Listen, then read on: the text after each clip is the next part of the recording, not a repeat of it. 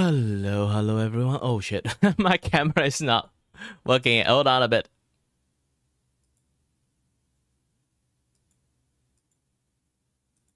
Calibrate a little bit and done. Dunjo. Let me do a little bit tactical maneuvering first. I need to be a little bit much more closer than usual. And this thing, oh, not this thing. Hold on a bit. Hi there, Snoopy. It's a little late for you, isn't it? Well, it's not. It's like super duper late for them. And yeah, if you notice, like my mouth shape is a little bit much more faster than usual. It's just that I'm doing some testing. I need to unlock all the item first. Reattach it back to here. Okay. And then lock all my item again. Good. Yep.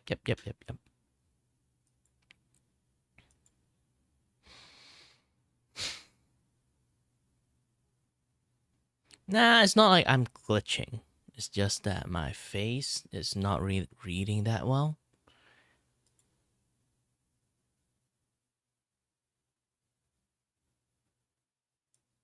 I'm still resizing myself because like I have something to record for the VP thingy. I managed to finish the record, but I can't send my shit to them because for some reasons it's not available for me to go into the website. They tell me to drop in the thing. I have to try it again. Yep, I cannot, sadly. I guess I'm just going to manually give it to them because like there's a deadline and it's closing in. Maybe after the stream I'll just like submit to them like via like Drive link.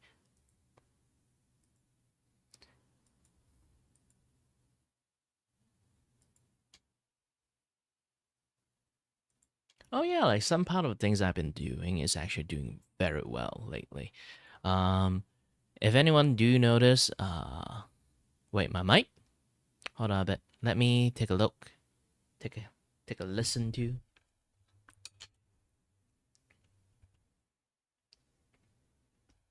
It's turning on and off. I'm not really sure about that because I'm hearing the feedback voice right now. My voice is not glitching at all. So might be something on your end.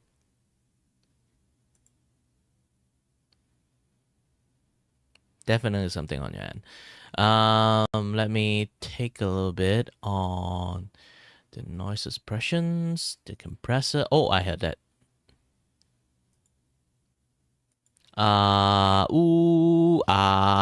E. Definitely something there, but nothing happened anymore. I heard a pop only. Aside from that, I didn't think I hear any other things. Just that one split moment.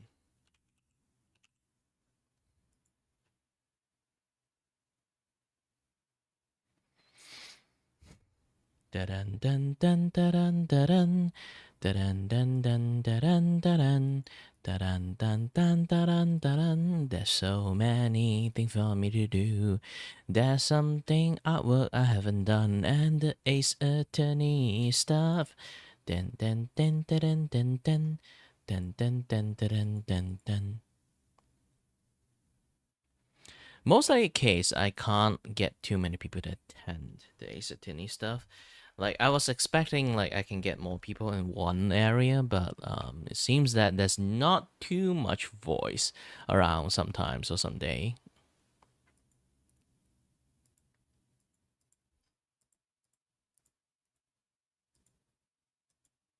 Hard to know what I'm saying, but I'm hearing myself quite clear because this is like a feedback voice on my end. Is there something wrong with your speakers if it's like a lot of popping? It's not cutting at all. Over my side. I'm legitly listening to the OBS feedback. So there's nothing wrong on my end. And let me check the stream. You can try out using a phone or something else to take a look at it. Like, I don't think anything wrong on my end. Yep, the stream health is good. Very good. Hi, Story Art Zone.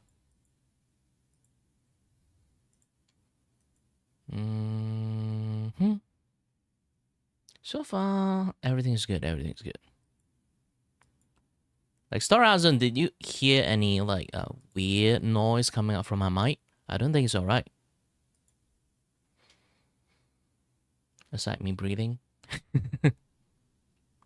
Yeah, usually, here's the thing, like, when it comes to using mic, you should actually put it right in front of the mouth, not, like, angle it up your nose.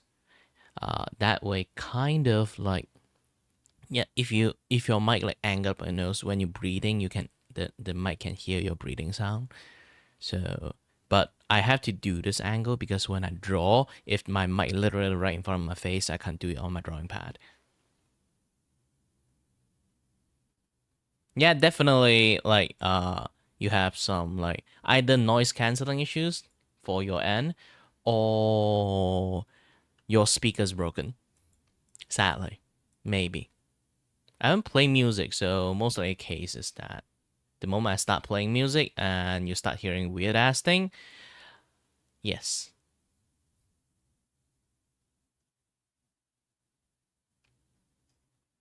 Yeah, phone speakers sometimes either will go a little bit wonky, or they have some issues through long use if you blast full volume for a very long time. And there's another way. Restart your phone. Sometimes it's just that your phone has static, or you're charging your phone while like listen to this. Yes. Usually you're charging your phone and then listen to stuff, because charger, especially fast charger, they have like this high amp rate, and they kind of like will have a lot of static, like electric static, like shooting up into your like speaker connection if it's not well made. So usually that will happen too.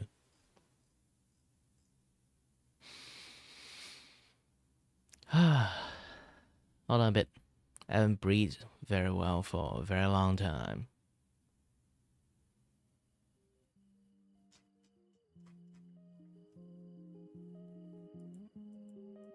Hello and welcome back.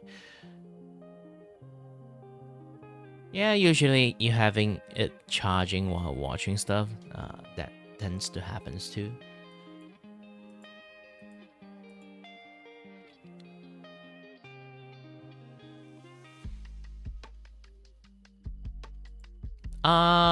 Also, here's the thing. Like, some people might know that I actually do like multi-stream into Twitch, and now I decided not to. If you guys kind of like know what happened, yeah, like Twitch just hate VTubers, and even though I do not violate any single rule, I feel like they really are onto VTuber. So I personally, like, even before I was a VTuber, I was a streamer, I also don't really like Twitch, and yeah, now and I also technically moved to YouTube like ages ago. I don't really like Twitch. Growing Twitch is weird. Even though I was affiliated in there, the fall from grace is like really fast, like around COVID. Like, funny thing is, like, I'm the kind of person who stream long time. When I say long time, I mean like, if I calculate all these years, should be 8 years by now. Technically more than 8 years, but I've been streaming for 8 years. Like, streaming has become a thing for more than 8 years. I feel old now. Yeah, like it's been a while. It's been a while. And back then, I was streaming as a hobby, so I like the technical stuff when it comes to streaming. So I do quite lots of things. Like, back then, OBS is actually not that user-friendly, so you have to do quite a lot of stuff to actually make the OBS function normally. Let me show you this particular thing. Hold on a bit. So, Different scene. Wrong scene.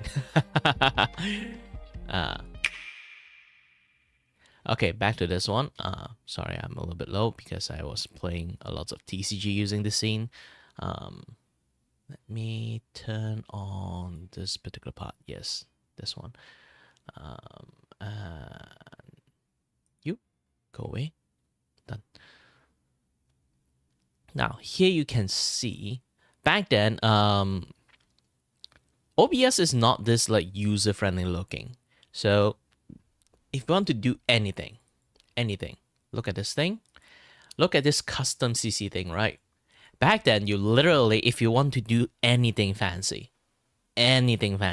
sometimes they do have some plugin that works, but even most plugin, you do have to manually like download it, like install it, and then some even need to use the custom CC to trigger it. So there's a lot of things back then have the custom CC option. Nowadays only like the browser side of thing have that options. You can see like nowadays most of the item don't really have that kind of like option anymore. So even I click into it, this one I can't click into properties. Let me see any other things I can click into with color key. Back then you can actually program them to look gradient. Now you can't do that anymore. And then there's the I don't have the mic thingy. I can do it in here. Properties. Yeah, like not everything is like that one-to-one anymore. Like yes, this is like fmag options. Like that's a lot of thing back then. You need to use custom CC to do a lot of like writing. Yes, you literally have to learn programming to actually to use OBS properly back in the days. And yeah, I've been streaming as a hobby back then for ages. And it's a pretty fun thing to do, to be honest, if you're really just streaming as a hobby and stuff, not really like treating it as a job and that.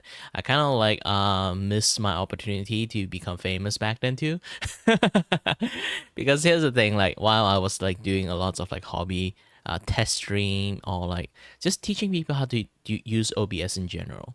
And back then, like if you want to become a PNG tuber, you also need to like fiddle with this like custom CC stuff a lot, to the point that it kind of like makes things work. Like you have to program the reactive image, tell them to replace and read that image instead of like the Discord like blinking thingy, and you have to program the bounce, program the like gradient shade. Not gradient shade, it's like saturated shade. Yes, saturated shade. You have to program that thing, and then this and that, yeah, there's stuff. You literally have to manually program everything, and then to make the PNG tuber work. Fuji is a luxury.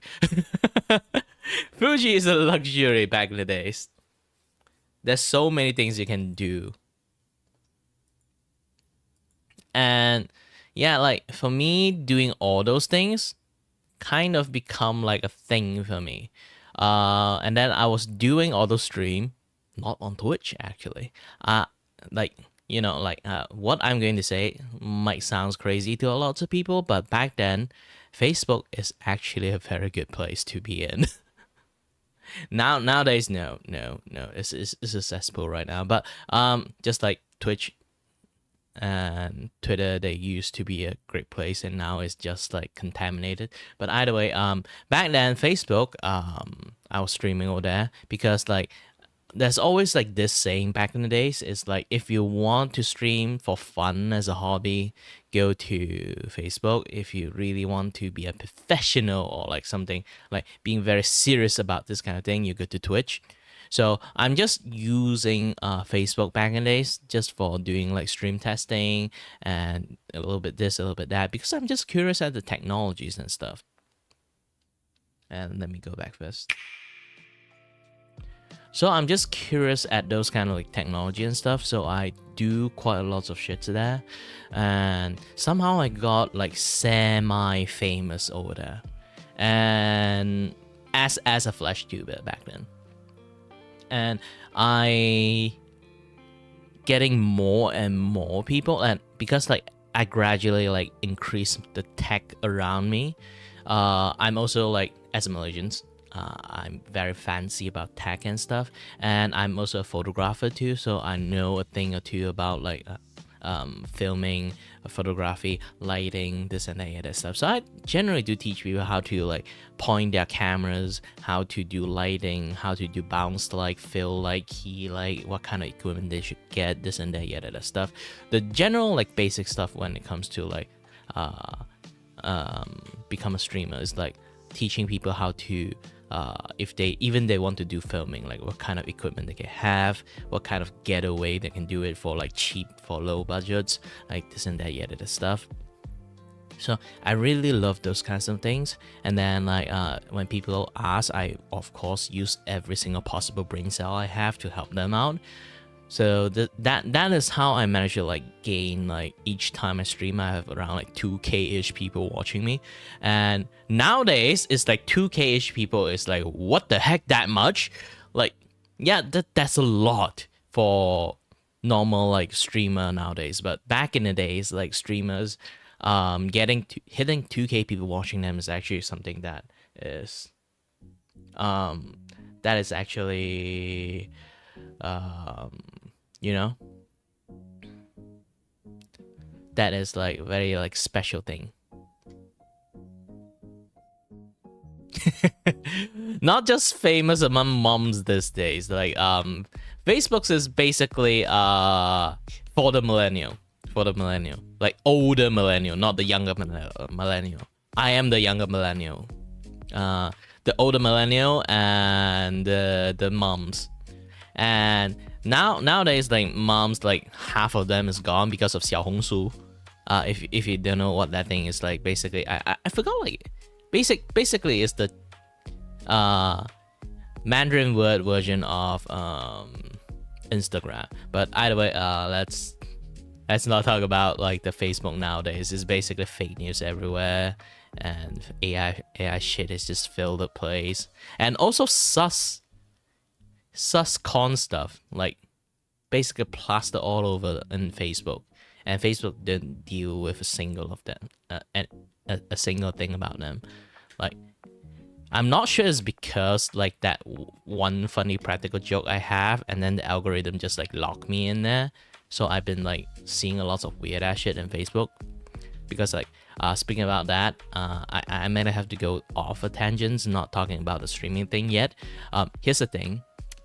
If anyone go to any like maybe they shop in Amazon or shop in Lazada, shop in Shopee or Temu, something like that, do you guys know like there's something called like the double date discount? It's like this is Tuesday and is Tuesday 2nd February, so we get this too, we get a discount for you, this and that stuff. Or like Tuesday or like 2 of February, or 3rd of March, like something like that, and then you get like a discount. And I used Lazada back then, and then the Lazada have like this first time they actually doing those kind of thing. I think it's like 9/9.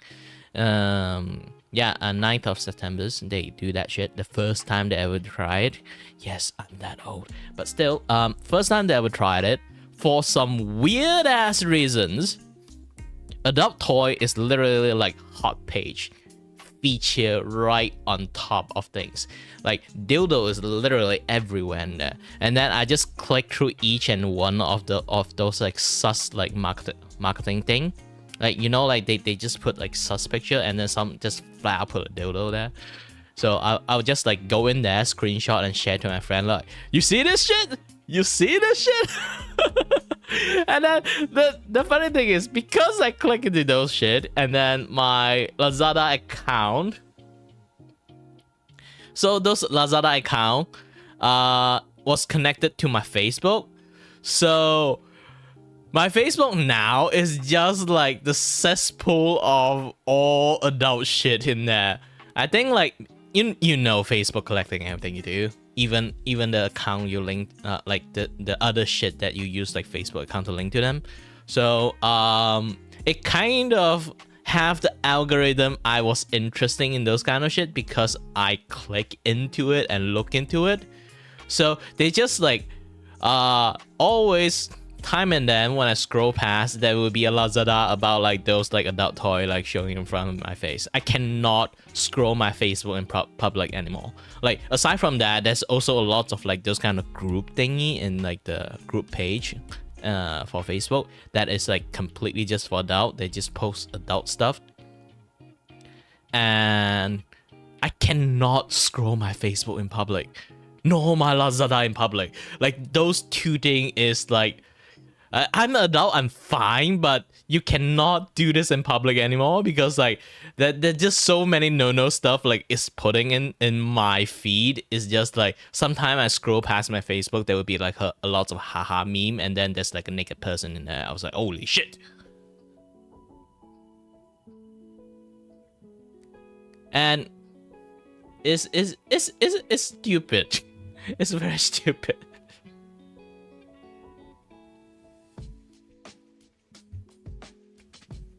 Yeah, this is why I said like Facebook used to be good.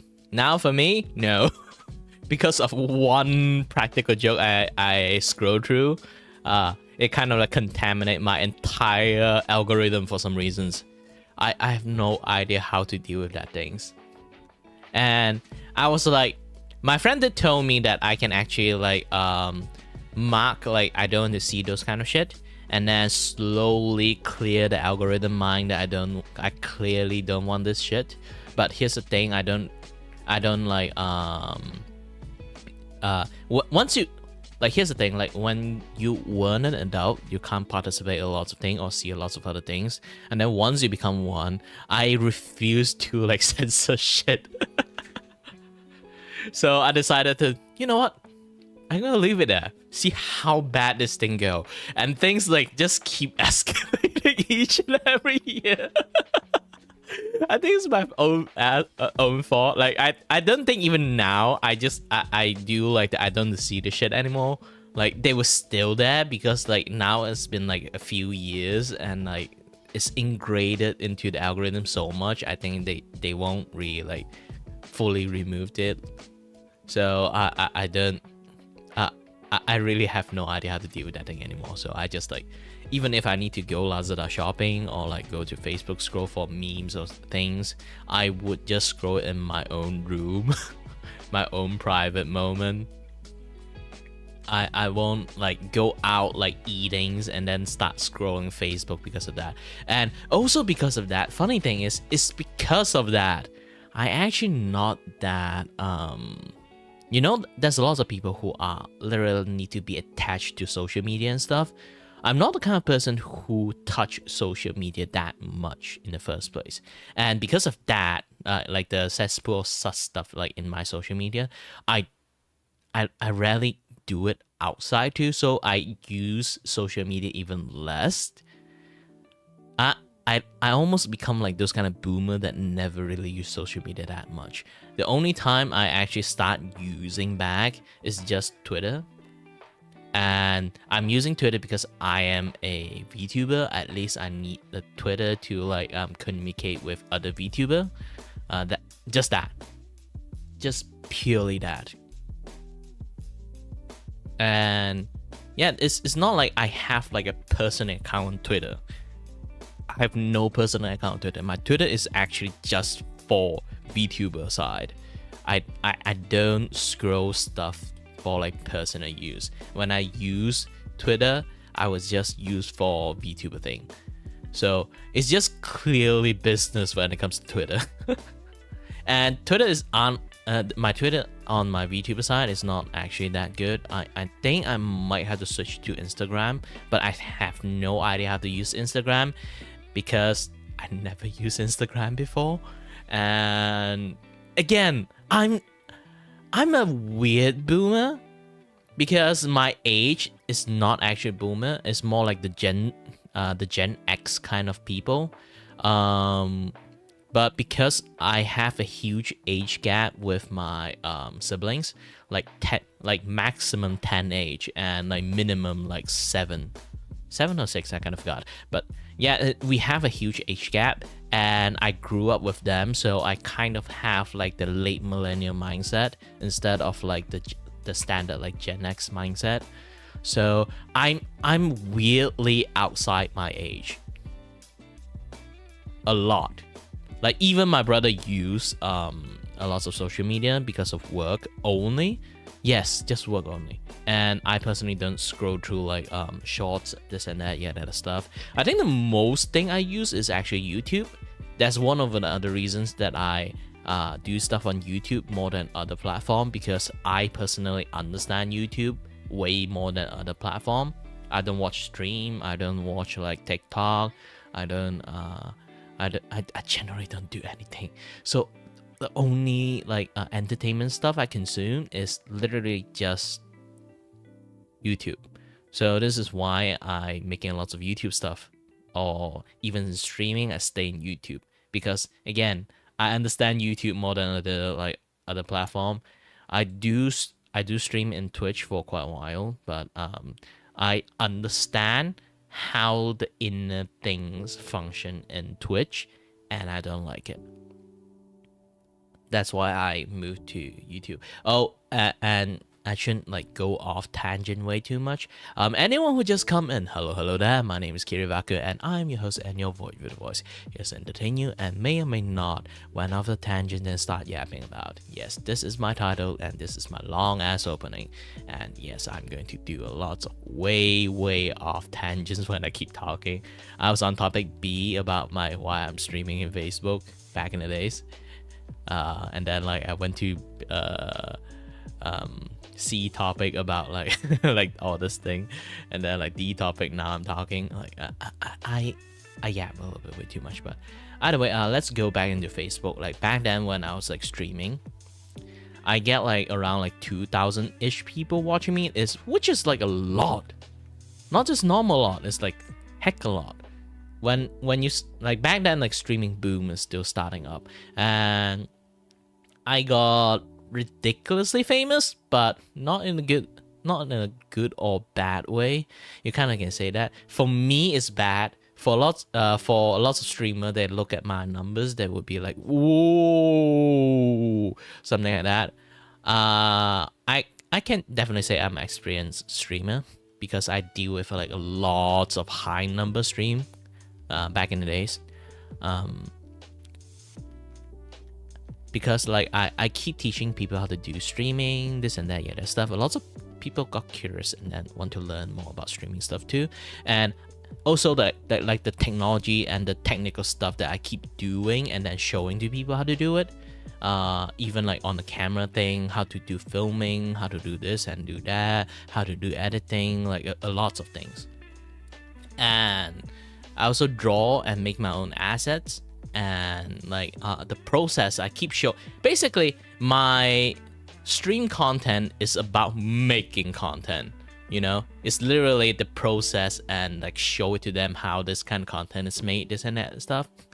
So lots of people who is like interested in like doing YouTube content, like want to do film related YouTube content, because like back in the days, like Fredry is like the king of all this, like cinematic like filming shit when it comes to YouTube, like cinematic like video content stuff. If you guys don't know who Fredry is, it's basically Rocket Jump. I think Fredry like become like a Hollywood director somewhere in the world. I forgot. I think like he is trying to become one back then. But I remember it's like kind of a meh director he became, because he used to be working a lot in like the YouTube, and then it's because he worked in YouTube, he always like being marked as, oh, that guy doing the YouTube thing, you know. Hi, Dagirola. But yeah, he do good shit. He does good shit. And yeah. Aside from this, like because of that, I get like 3 to 5k people. Yes, slowly growing to 3 to 5k people. And truth to be told, like look at the number now, it sounds like I'm exaggerating, but no, I'm not exaggerating. Back in the days, streaming is still quite new. Like it was like 7-8 years ago. So like streaming is very big and just starting up. So lots of people are curious about those kind of things, and I get like 2, 3, 5K people watching me. So it's a very, very big. Yeah, here's the thing. I cannot tell you about my venture in the past, because here's the thing. When I start getting more and more people watching me, I have a little bit of panic attack, because I actually use my personal Facebook account because I'm just using it for testing, not meant to actually become a thing. I made my own page, but using my own name, my own personal account and everything. So once I get like 3, 4K people watching me, I got a little bit concerned about like doxing thing, because I watch a lot of like second and third generation of YouTube stuff. Like, you know, most of those people like end up like, aside from like PewDiePie, like most of the people back then is either they get a doxed to heck, or like they got some weird ass controversy, and then like they have to go off the face of the earth because of that. So I personally, like, I know I'm doxing myself in some sense. So I have to like at least change the page name, because back then Facebook have this function, you can just convert all your friends list into your page follower. You can forcefully do it that way. I actually cheated on my initial numbers doing that way. It's like artificially bump up my numbers that way. So I think it's because of that, like the algorithm read that I have lots of like people instantly want to follow me, so they just like keep spamming to other people. Might be something like that. And oh, Snoopy is going. Okay, have a nice night for you. I'm afternoon, by the way. Yeah. Have a nice dream. But yeah, like, I know it's cheating. Like, back then, streaming is still Wild Wild West. So there's not a lot of rule about it. And I'm just new to those things. I just know I can do that shit, and then I just did it. And yeah, but the problem is, if you do that shit, you have a hard time changing a name, because like when you want to change your page name, you have to send a letter to Facebook HQ. I'm not kidding, and review by a dude, and then that dude will approve you changing the page name or not. Yes, it sounds shitty. Is all my own doing? Yes, it is. Again, this thing is not meant to be big, because this thing is meant to just, I literally just share it to my friends how to do stream. Hey, I'm doing this funny thing, you know, those kind of things. Like, Facebook was using that way back in the days. Now it's not, of course. Yeah, I was like doing those kind of thing, and I somehow become like big over there. And I got concerned. I sent a letter. I didn't know it was reviewed by a person, because I just sent I want to change my name without any like reasons that why I need to change, why I need to do this, why I need to do that. And because of that, like after like 2 or 3 weeks, I got a letter like reply, and they just told me, nope, you cannot change your name. And then I already got a little bit panicked, because like around that time they sent me back the reply, I got like 5K people watching me. I was like, oh shit, I cannot change my name? Wait, this is like reviewed by persons? Wait, I need to send like a formal letter for them to like see the reasoning? Shit. Because here's the thing. You only can send this request 2 times to change your name. I know. And you know. And everyone know. This is the most stupidest like system in the world. Like, you can only request to change your name twice. How is that a thing? But either way, yep. I know I screw up, so I decided to like around I was like 5K people and still growing. And I bought a very cheap ass like easy cap, like a China brand like game capture card. So I plug into my PS4 and decided to like fiddle with like the technical stuff like a streaming PS4 game. So doing that shit make me even more famous. And a lot more people are curious about like what kind of things I use, like how did I do this, how did I do that, and the worst possible timing. I already wrote like a letter and sent it to them. Maybe it's because I already did it once. So like the second time I do it, they used a way more longer time to respond to me. I think it's like a month or two. Yes, within a month or two, from 5K grow to 8K people watching me. I was like, holy shit. And then because I play lots of Monster Hunters and everything, lots of people are curious about what kind of title Monster Hunters is back then. Monster Hunter World. I was playing it on yes, Monster Hunter World is that old. Either way, I was playing that game like on PlayStations. So I was streaming it using my PlayStations, my camera there. Because I got green screen and shit, and those kind of like fancy stuff and lighting, this and that. Like a lot of people see my stream as like some very like fancy stream. And because like I also have lots of like assets like I basically practically made my stream a lot fancier back then. But to be honest, nowadays like looking back at my stream, the production rate is like very old and stupid. And cringy. But back in the days is like the highest peak of technologies, okay?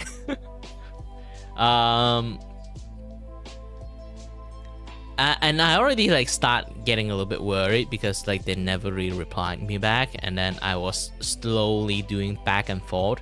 Sometimes I stream a page where I almost instantly get like 5 to 8K people when I stream like around like 30 minutes in.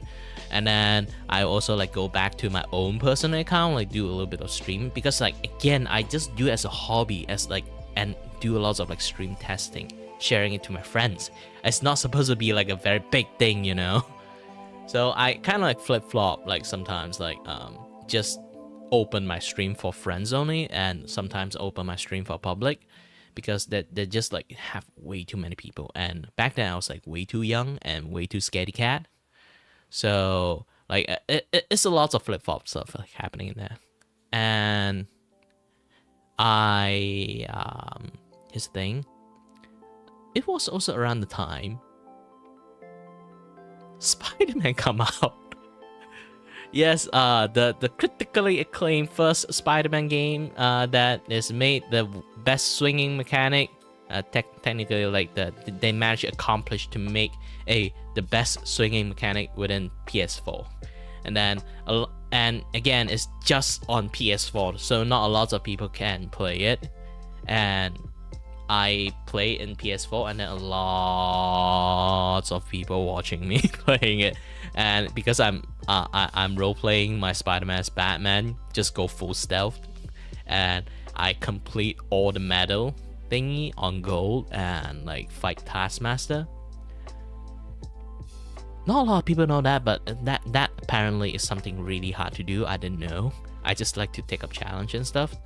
When it comes to this kind of thing, I love the swinging mechanic so much. So all those challenge thingy is like really test up your like stealth skill, combo skill, or like swinging skill, traversing skill.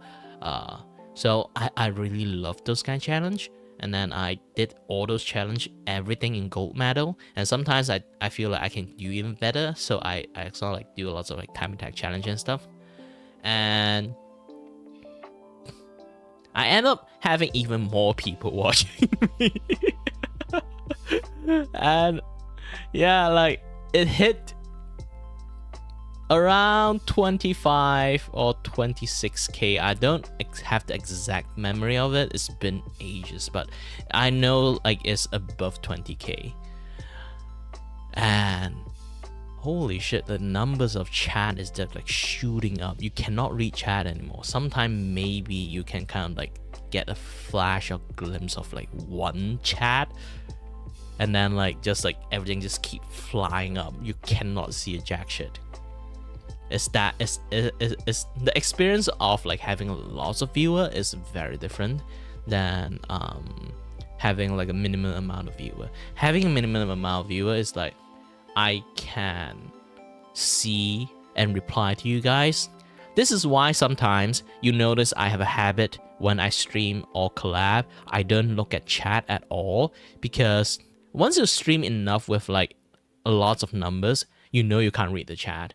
So you start to won't bother the chat at all, just focusing on playing games, because when you have a lot of people in the chat, there will always be like bad actors there trying to spoil you, this and that kind of shit. So I learned to like not look at the chat most of the time when I do like important stuff.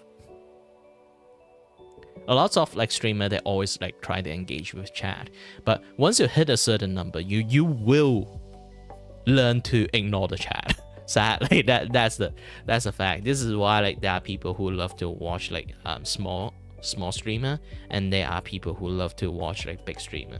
That's a lot of like different culture around those kind of things.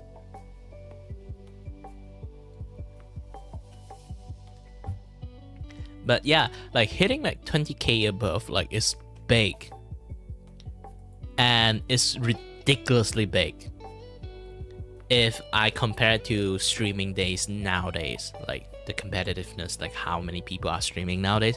Back then, not lots of people streaming, okay? So like I managed to get the numbers, A, by luck, B, by everything just like starting up not long ago. Alright, good night, Ducky. Have a nice stream.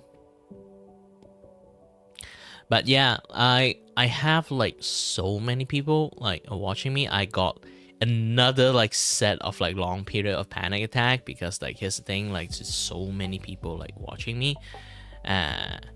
It's just like overwhelming, you know, like live. And like if you make like a YouTube video and then got viral, get like 1 or 2 million view, it's not as panicking than having streaming, knowing there's like 20 above K people, pairs of eyes looking at you, like judging your every move. It's a completely different thing, you know. And yeah, like again, like around that times too, like finally, like when I managed to hit the peak streaming numbers of like 26k people, I give like people a thank you note, this and that, this stuff. But also in the same time, Facebook finally like replied me. I wrote like lots of things in there. I said like, I need to change my page name. I'm using my real account to do this. My real name is there. My face is there, because I'm a face cam streamer back then. So so I'm essentially in a way like full on doxing myself. So I need to change at least the page name, please. And then they finally reply me, nope, that is not a valid reason. So again, our policy is only able to send requests to change your page name twice. So this is second time. Since we say no, we will gray out the button for you to send like the change name request. And then I finished reading it. I go and take a look at it again. The number actually got grayed out. Yes, you cannot click anymore. They manually grayed out the shit. You cannot click it anymore. I was like partially scared, partially panic attack, and partially angry, because like it's a legit reasons. They just say no, fuck you. So I was so angry back then. I straight up delete the page. Yes, there's no fanfare. There's no like farewell stream. There's no like I'm moving to Twitch. There's no like anything about that. I don't know what I was thinking back then. Like you can choose to unpublish your page, choose to invisible your page just for your friends, like private for your friends only, or choose to delete the page. I flat out just choose the nuclear options. and the funny thing is, literally when you delete the page, they ask you, "Are you sure?" 3 times. when you delete the actual page, I say yes. Are you really sure? Yes. Gosh dang it! Are you really? This kind of make me even more pissed. So I just like skip all the like reading. Just yes, and then just delete the page flat out. And then like I have zero remorse. Around that time, now I have remorse, of course, but around that time I have zero remorse because like I was studying engineering back then. So I was like figuring out like, nah, I'm just going to like become an engineer in the future. So I don't really have like any remorse, like, because like again it's a hobby, so I can do my hobby elsewhere, you know. I don't really care about the viewer that much. Like main thing I want to do is the technical side when it comes to YouTube thing. Even now I'm still trying to do quite a lot of like technical side of the things. It's just that I need money, so I need to do a lot of like art commissions and stuff like this one.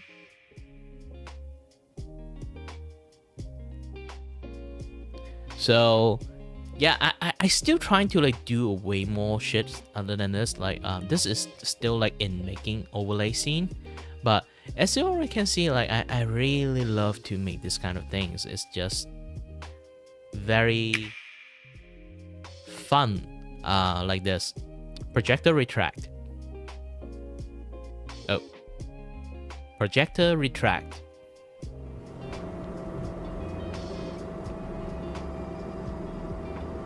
Yes, it's voice activations. I love to do this kind of stuff too, like projector on. No. Projector on.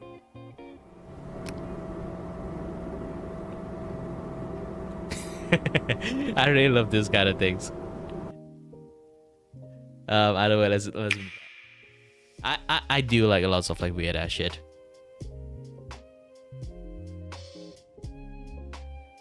Not OBS anymore. This is like partially like a streamer.bot.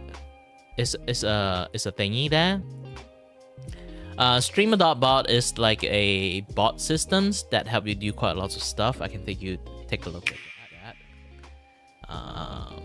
So see, stream.bot is literally a bot system. It have a lot of like thingy there. It kind of like do a little bit of reviewing and automation stuff. It can depends on your YouTube chat or Twitch chat. You can sort of program. Basically like a flowchart programming. It's not actual programming. It's like this. If anyone is like say their first word in the YouTube chat, they will sort of like I set like delay for 80 seconds, and then they will do like reading for everyone, and that stuff. So far it's not functioning. I think something's wrong with it. I might have to recheck how to delete this thing again. But I think I know why. But either way, like I'll fix it later. But yeah, like automation stuff. It can react to like okay, YouTube that's like a person like say their first word, say hi there, and then tag and then share this like the bot will like told you something like username like thank you, welcome to the server, this and that stuff, you know. You can do way more stuff because here's the thing, if I click this, you can use this thing. Depends on what happening or what things typed or what kind of activity is happening to your YouTube stream. It will trigger something else. I can trigger like alert system. I can trigger like control system. I can trigger the Elgato. I can trigger the integrations. I put it there. Like integration like Discord, Lumia stream, pronouns, or like drawing system, voice mod, Read Studio, all those kind of things. And Trevor, Stream.bot, Twitch, all those kind of things that can do a lot of like different action there. Long as you learn together, of course. And then like there's another part is literally using your mic, and then listen to a log. You can kind of like see. I talk also like most of the word they record is a lot. This is why I have to pause a bit when I decided to use the voice control like this.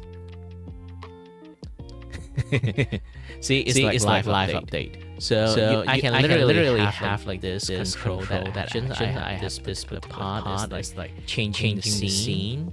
So if I literally have like control over here is called command. It's like searching the art scenes like artista cafe. We go. See, just reading a word correctly, it will trigger it.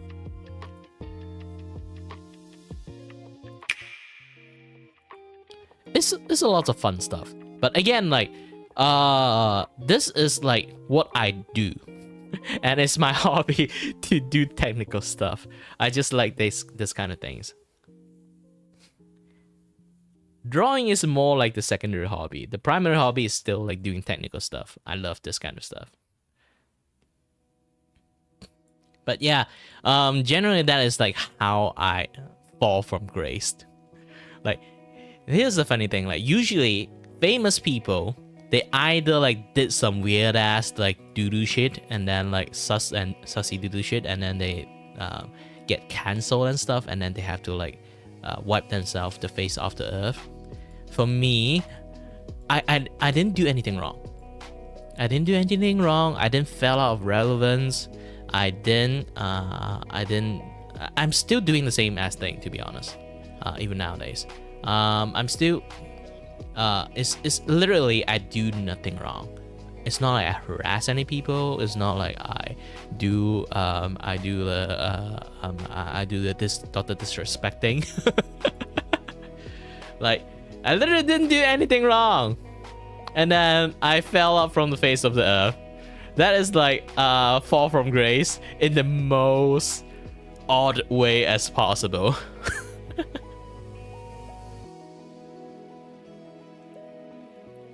And then that is my first rise and fall, actually. The second one. You know how unfortunate I am when it comes to this thing? The second time I rise and fall is like I went to Twitch and I was streaming. One of the reasons why I actually don't like Twitch, like if you really have to become established in somewhere to actually go to Twitch and get famous that way, because you can't go in as a rando.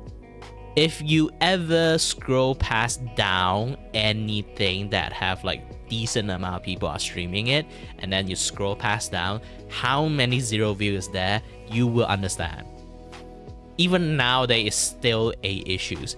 The zero view gang bottom of the barrel, people stuck in there, they're kind of stuck in there forever. So if you manage to claw your way out from that shithole, it's actually quite impressive. Like, this is why nowadays seeing people who have like even more than 50 viewers is impressive. Is because Twitch is just not that great at like having lots of like people like scroll past down the bottom of the barrel to fish people out, you know? No people would do that. Even there is, it's just 1 or 2 occasion. What can that do for you? 1-2 people bump. Just that. You just only get 1-2 view, and then that view would leave really fast, because once you're stuck inside the zero bottom of barrel, zero viewership, you kind of like become less entertaining in some sense, because like you expect no one coming in. You expect no one coming in, and then you do not train yourself to always like narrations, like talk to the wall like a crazy person. Then people will just drop by in, see what they are doing. Okay, 5-second pass, leave. Just that. Like it happens to lots of people. And for me, my skill as a streamer is to literally have a conversation with people, or I just like flat out talk a lot. Like I need something to start to talk to, or like having some conversation initiate and then like start talking about it. And in Twitch, literally I cannot do that shit because I always got 0 view. Like, that only skill I have. The only skill I have that can put me up the pedestal is not functionable. I cannot use it. I'm not like a godlike artist. I'm not a godlike gamer. Like, the thing I do is chatting with people. And then my stuff that I have is, that means that I need to be in Just Chat. Have you tried to scroll down Twitch on Just Chat? Holy shit, that thing, if I do it now, my channel would get banned tomorrow. Just Chat and YouTube and Twitch is, holy moly, do not scroll down that path. This is why, like, if you're stuck in the bottom barrel in Just Chat, you are screwed. You are completely screwed. Unless you do like a lot of like social media stuff or like YouTube stuff, people know you and then you do those kind of shit, then you might have a chance. Might. Which is the thing I hate Twitch a lot. Like, in Facebook, I didn't do any advertisement shit. I still get lots of people watch me. And in Facebook and YouTube, both happening the same way. In Twitch, happen the opposite way. Like, holy shit, if you are zero viewer gang, you will always be 0 viewer gang. Even you get like a lucky raid, you will still be a 0 viewer gang. You might be having that raid high, like, finally, my relevancy is here. Finally, I can become famous and earn money from just playing games. But no, it doesn't happen. Like, here's the thing, like, even people manage to raid you in Twitch, those viewers are the viewer of that raider. You won't be able to share viewer from that person. They raid you, and the viewer there, essentially, you can say 99.9% they won't stay forever, because they're there because of that particular person who raided you, not because of you, you know? And most likely chance, like, here's the thing, anyone who is a streamer here can be honest to me. Have you raided anyone and become their viewer afterward? I can tell you, almost like 80% of people who will say no. They just raid people is like, okay, this is my rating target, or like, this is my usual rating target. They won't be like 24/7 just like, oh, I'm free now, I should go and watch that person. It's rarely something that happened. It's not something that rarely happening, because like, streaming is something that takes a ridiculous long amount of time, and you personally who do streaming, you won't go and watch that guy that much unless you two like somehow become friends, or like you guys were friends in the start of a thing in the same time in the beginning with. That's the harsh reality of it when it comes to like rating stuff. This is why like people always say like Twitch have very good cultures. In my eyes, I see that bullshit, because Twitch rating culture is a illusions, fake. It's just something that hype people up, that always think that Twitch is something that very, very big. People just tend to stick with big people. They won't go away to just watch someone else out of nowhere for no reasons.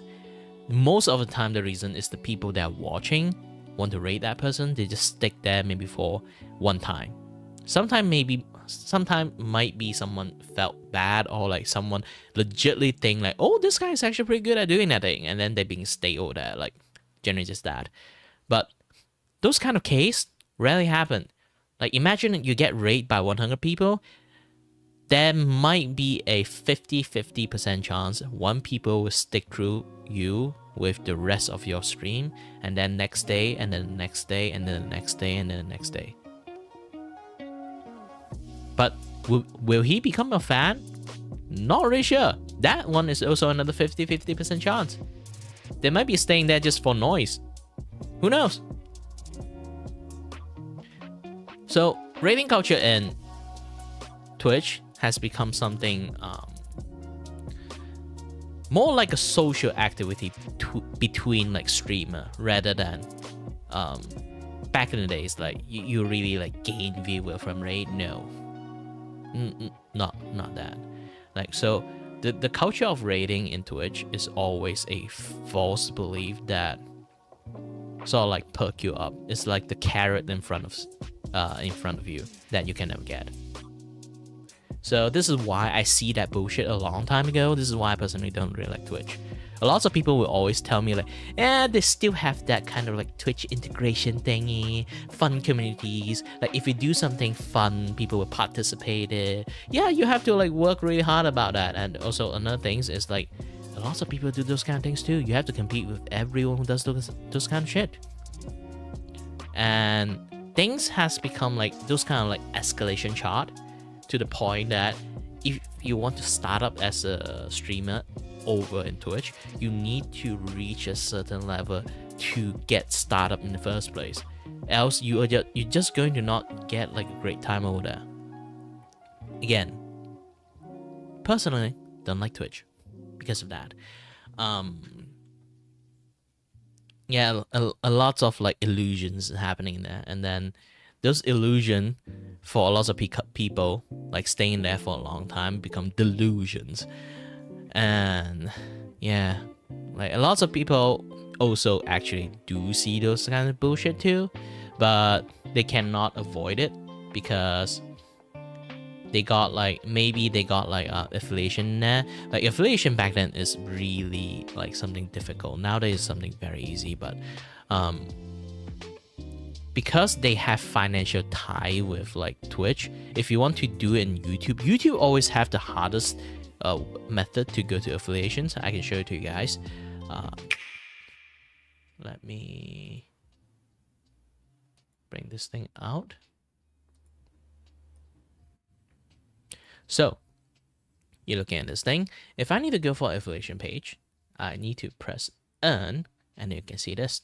And first affiliation, the start of journey for going to like YouTube thing is the ability to unlock the membership, and then the super chat, and show your shopping page, your merchandise page. This is why I have no merchandise thingy, despite I can do a lot of like merchandise drawing.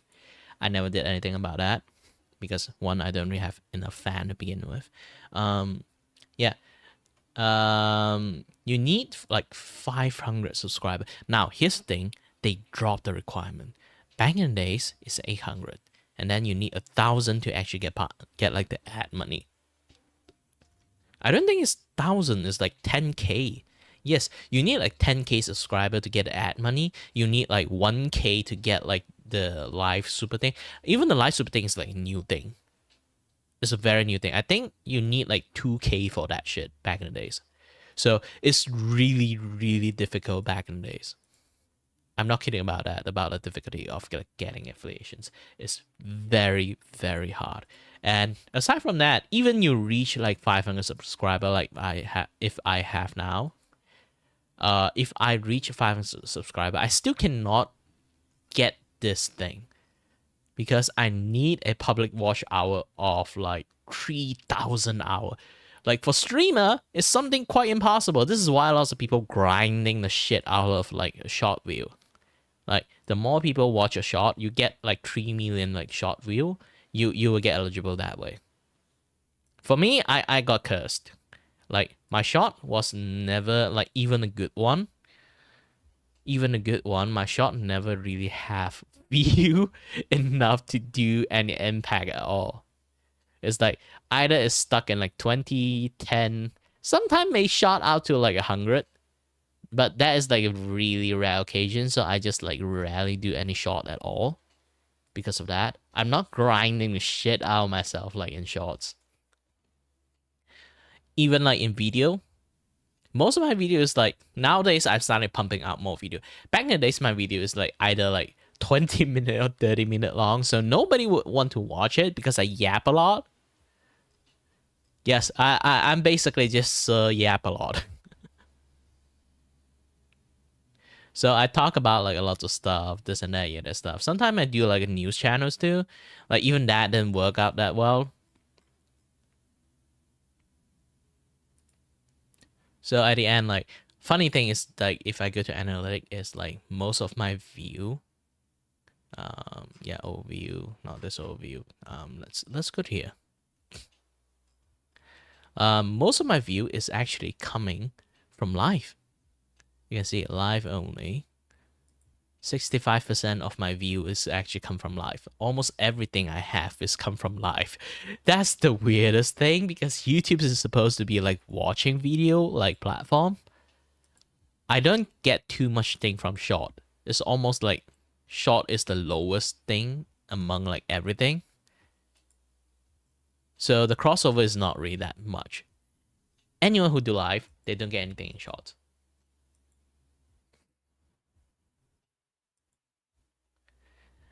Yeah, because 1 minute of content, you can't really put too much content. Like, not a lot of people have those kind of like Vine mentality. They can like shoot out stuff that rapidly, like within like 8 seconds, and then like in a very quality content, you know?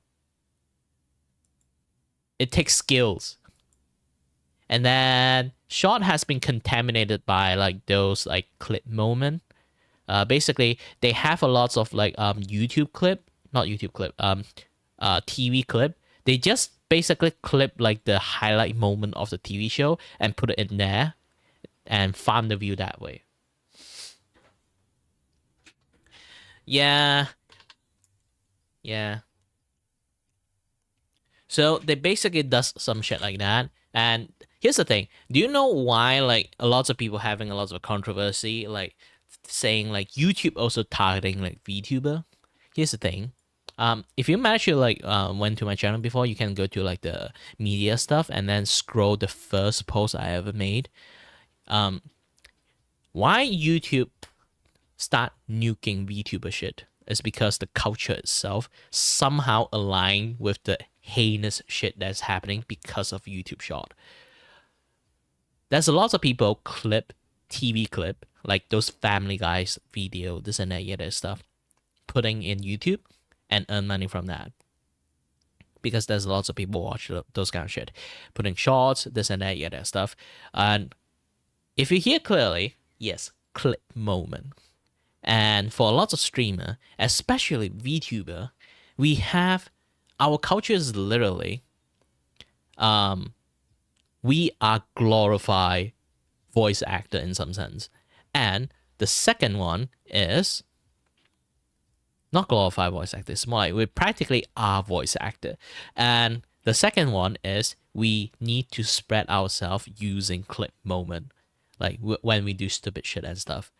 But again, because of those kind of clipping cultures, and we do voice acting, so we do a lot of like ASMR, like some people do ASMR stuff, but there's so many bad stuff that is like sexualized like ASMR, and those kind of TV movie clip highlight moment to farm view and stuff.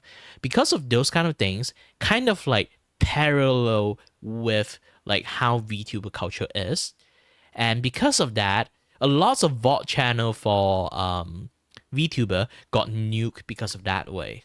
Because we basically taking out this VTuber highlight moment and then we edit it and post it out. In a sense, if you want to use this argument, all those people who post TV show highlight, they do that shit too.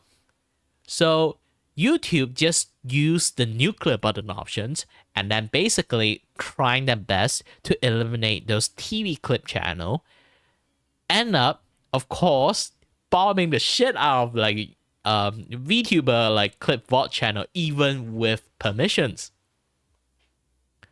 So it kind of like bombed the shit out of like so many other people.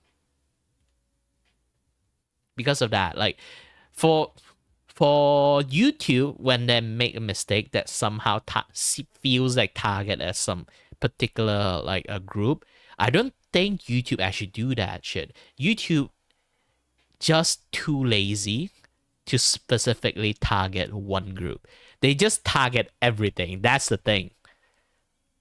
I don't like Twitch is because I feel like Twitch specifically target at one group a little bit way too many times. YouTube, They always do stupid shit, but at the end, they are literally shooting everyone. Not like specifically target at one particular thing. They trying to do something and then they decided the nuclear options. They always choose the nuclear options.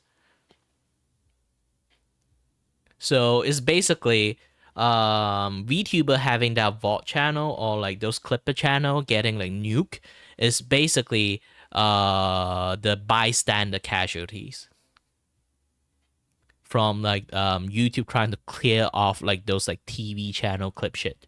But the thing is, they are so effective at eliminating bystander, they barely put a dent on the main target they're doing it.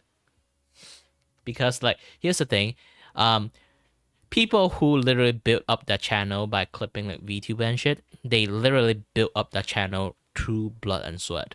They are ethical people. They won't be like those kind of TV clip channel people. Oh, that channel is new. Don't worry, I got 10 more. But for clip channel, like VTuber clip channel, they literally have that one channel. If they get nuked, they don't know how any other possible way to make a second one. In their brain, they don't function that way. Unethical brain function and ethical brain function very differently. So if their clip channel got nuked, they don't know how to deal with it. And those people who is unethically like putting a lot of like TV clip highlight in there to farm view and farm ad money that way, even you nuke one channel, they can just make flat out like, nah, not my concern. It's not my content anyway. I didn't put any blood and sweat into it. Everything's AI done, random clip, this and that, yeah, that stuff. And then I got they can just like re-upload everything without any like issues, because they just have like 50, 60 account for this kind of things. So they don't mind. And yeah, it's just because of that. Like a group of bad actors somehow can affect like another group in a much more severe way. That is what's happening in YouTube. And yeah, not a lot of people like know about that. But this is why like when I see this kind of things, when people talk about YouTube, yes, I do understand, but at the same time, YouTube is actually quite fair, ironically, with this kind of like banhammer. It's just that the thing they try to, like, basically they try to treat cancers, they just cut off a chunk of the meat. And then the cancer will grow back, and then the chunk of the meat is just gone. So it's just like that. They basically try their best to deal with it, but they deal with it very poorly. So when they screw up everything equally. Twitch, on the other hand, they specifically screw up on a particular group. Then that one is like hypocritical.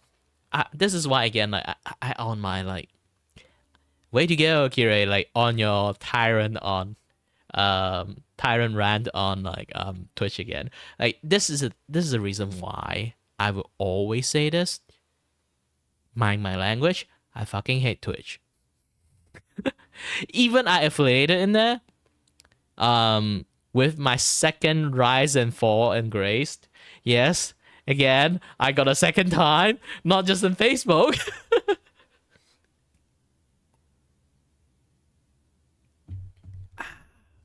Nice tea.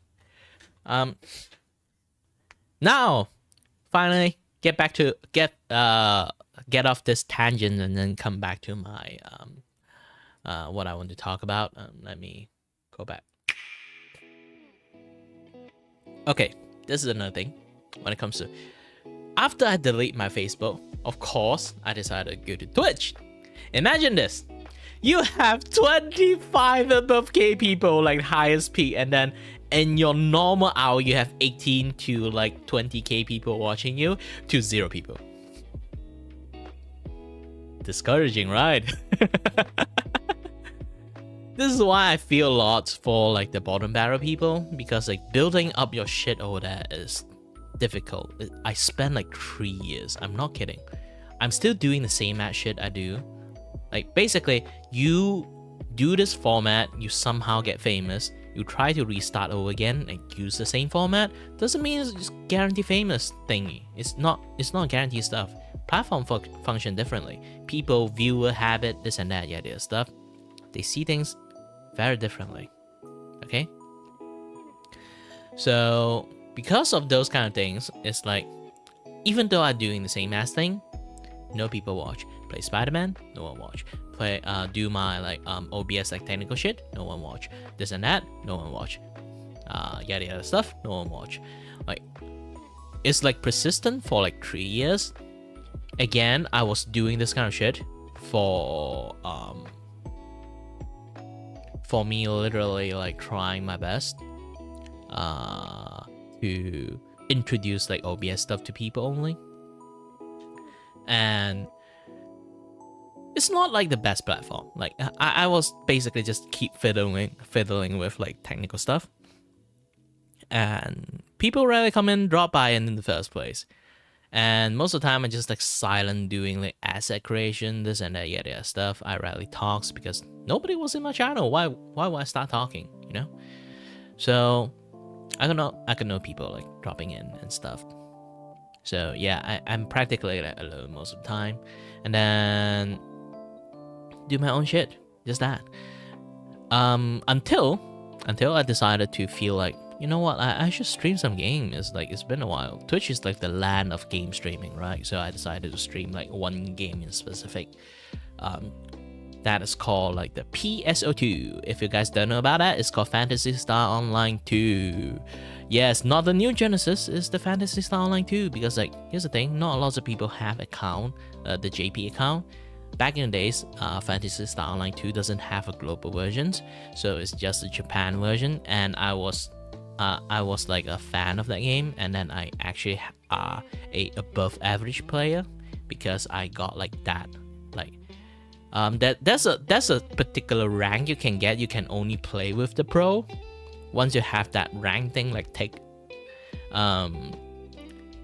to achieve that, you really need to hit your DPS in some certain level to actually able to achieve that. And compare that medal with the global version one. Global version one can get it like very easy. On the JP version one, it's actually really difficult to get it, and I have that shit. And I am what you call a somewhat advanced player. Advanced like late game play, which is something that is actually quite difficult to pull through. You can see a lot of people playing, they just like have like very mediocre like equipment and stuff. For me, I got like shit tons of like very hyper specific ethics to do a lot of things, and then the skill I play the game is actually quite decent. Not just decent, it's like expert level. Yeah, aside from melee. No, I still play melee, any tech or magic stuff, because like I don't have enough like resources to like spec in fully into like tech. I only can spec in fully into like range and melee. But yeah, just generally all this kind of stuff. I play hero. I don't play phantom. I play Etherlight. I play Lustrous. All those like advanced class in a very, very like high skill level way. And I tends to like do a lot of flashy move on purpose, but usually people do flashy move, they don't deal too much DPS, and a lot of people scratching their head when they watch me because I do a lot of flashy move and somehow I deal like a shit tons of damage. they have no idea how I managed to do it. Even I show it to them, people try to replicate it, they just like admit that my fingers apparently is just like pianist.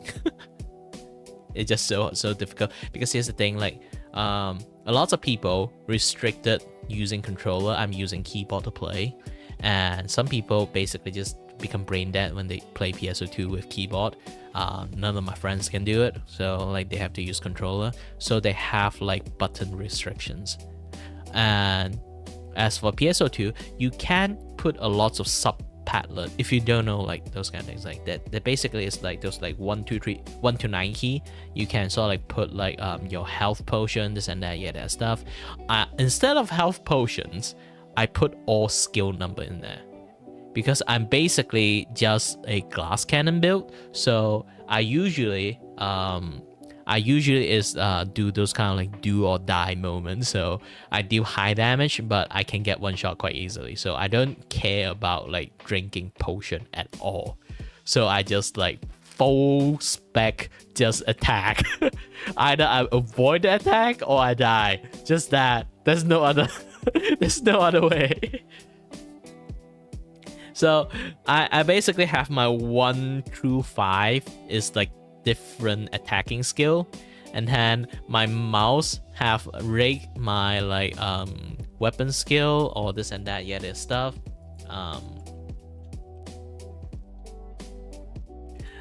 Weapon skill and those yada yada kind of like stuff. Like it's basically I'm very good at that game. Just saying that I'm very good at the game. But yeah, like because of that, and also like not a lot of people can play this game because like it's only in Japan back in the days, so you really have to use like VPN shit and also like translation like applications to help you to be able to read it, those kind of thing, like PSO2 tweaker. Like not lots of people knows how to do those kind of shit, so I end up like a lot of people watching me because of that too.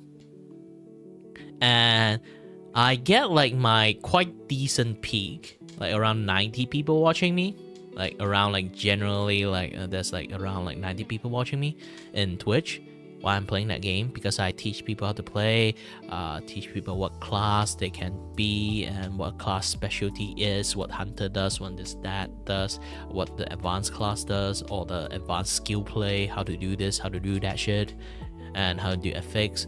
Like I teach people how to like generally play the game. And why there's so many people starting to watch me around that time, and I actually get affiliated because of that too. Why so many people like generally decided to like watch that is because like Xbox, like around that time, like Microsoft, not Xbox, I think, Microsoft around that time, they announced that they are going to partner up with Sega and then like release PSO2 globally. That's the thing, like they just announced it. There's still like a long time gap period over there, so lots of people got interested in it and then start watching me. So I'm like the among top 5 that people watch around that time. But yeah, like even I was like when I say among the top 5, I'm like the 5th or 6th sometimes. I don't even get like that numbers. Like most people get like 2k 1k, I just like 50 90 100 something like that. But still there's a lot of people watching me, and even the skill like top 3 actually go to my stream from me for some reason, because the way I play Lusters is like basically like a Dragon Ball Z fight, and somehow deal lots of damage. They scratch their head like, how did you do that? I said, I don't know. This is just how I play. So it's basically like it's pretty fun over there back then. Yeah. But I get quite a lot of people watching me. But here's the thing, even though that is my second time I'm starting to rise in Twitch. While aside I'm playing a lot of like PSO2 back then, I also stream a lot of like 3D animations. I'm do 3D modeling, 3D animation, rigging, this and that stuff. And then teach people how to do those kind of shit too. Because I gave up engineering. I study engineering so much. I have so many sleepless nights every week that it kind of like started to damage my health. I faint twice from like over exhaustions. So I feel like, oh no, I'm too dedicated to this shit to the point that it's like harming health. So I decided to switch my courses from degree for engineering. I finished my diploma, so I went to degree, and then I felt like after like a year and a half, I felt like, nah, this is like harming my health. Too many people who are incompetent in there, and I have to carry their ass every single semester. I'm going to die.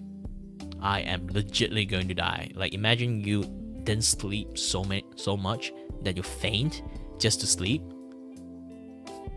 Yeah, it's not a good thing. So I decided to like, you know what, I'm interested in 3D things too and making games. So I moved to 3D modeling. I moved to another course that is for 3D animations.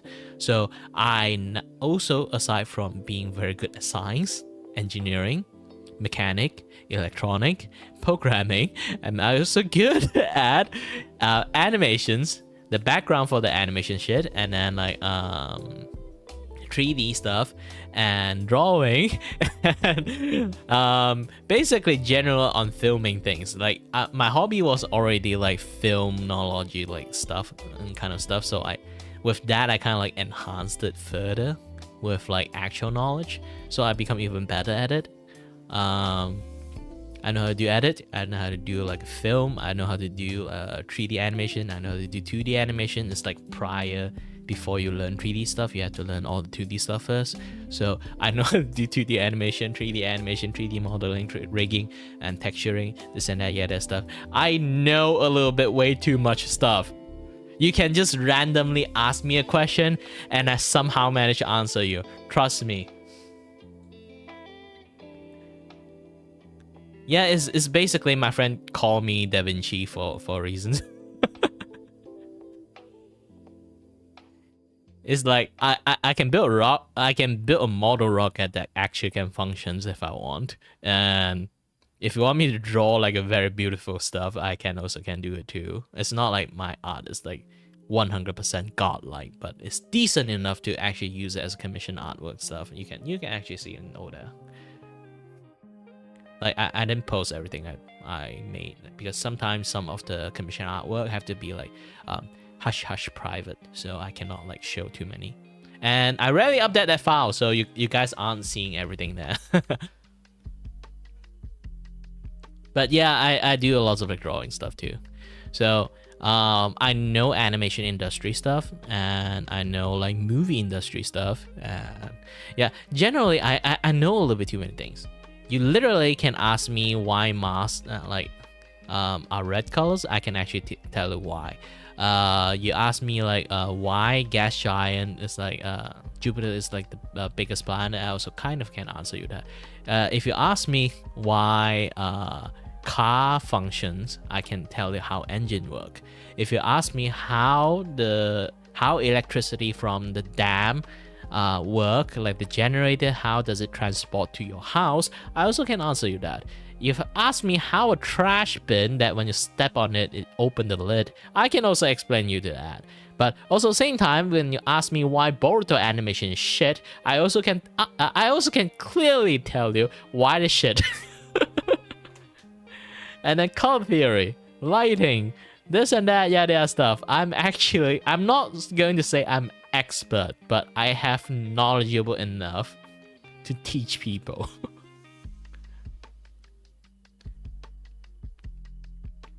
But sadly, my math is like degrading from not using way too much. Yeah.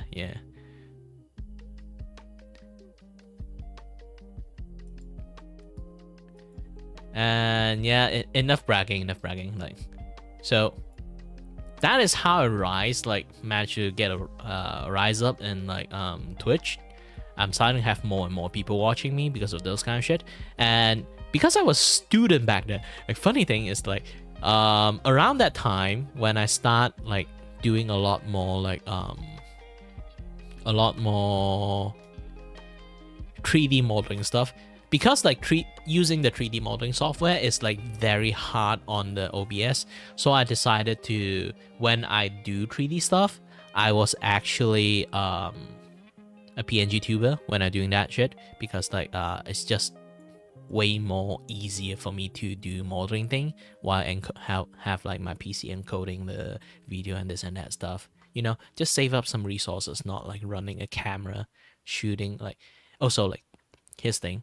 I actually, one of the many reasons I become a VTuber is I don't really need like lighting, fill like key light, or like green screen setup behind me, those kind of things. Because if I want to do it, I want to do it correctly. But having those lighting stuff beaming into my eyes is actually really difficult for me to play games or like do lots of other shit. Because I literally have a spotlight shooting at my face. Even though I angle it to shoot it at my wall and then bounce the light back to me, it's still bright as heck. So I can't see that well. And I already have a bad eye, so like, yeah. So I do sometimes not showing my face when I do some things. It's just like, it's just a hassle just to like, you know, you have to show your face, you have to set your hair, wear your good clothes. Maybe your pants is still like rando pants, but still the upper body you still need to wear like good clothes, set your hairs up, at least try to like groom yourself better, like at least don't see like those kind of like scruffy beard, those kind of things. I don't really have that much beard, Asian, so like I don't like, my beard is not really good looking, so I have to like shave it up, this and that. Yeah, that's not, just starting a stream itself is a hassle. Now being a VTuber is good. You wake up, you can just look like shit, sit on the chair and start your stream. If you woke up late for your streaming stuff, it's literally, you can literally do that shit. You can have the fastest way to start up your stream without any issues. Yeah. But aside from that, generally, like that's the main reason why I become a VTuber, and the later story will become the main reason I become a VTuber. Like, it's not like I'm afraid of showing my face like most VTuber is, because there's a lot of VTuber is basically introvert. They may be like insecure about their face or their height or like something else, and then they don't want to show their face, but they still want to like, you know, like be a little bit like communicative with people, or like try to like do the streaming things, or they are very interesting in anime, or like very interesting in the VTuber thing, you know. They decide to become VTuber and hide their faces like 100% rate. For me, I don't exactly hide my face. If I really want to show my face now, I'm still fine, but I haven't taken a bath yet, so I look like shit, so I don't want to like show my face that way. You know. And I become fatter and fatter because of the lockdown. After the lockdown, I fattened out myself, and the weight haven't dropped ever since. But either way, like, aside from that, yeah, speaking about the lockdown, finally I'm getting like a lot more viewer in my Twitch. I get lots more viewer in my Twitch, and sadly, COVID happened, and when that thing happened, holy shit. A lot of people actually become famous, like, because a lot more people watching, streamers, this kind of that, yeah, their stuff. People get a rise from that. I get the opposite fact of that, because here's the thing, you know, like the more or less like how people always talk, where did COVID come from? How did it spread? Because of what and what? Being a Malaysian Chinese that show his face in stream is, you know,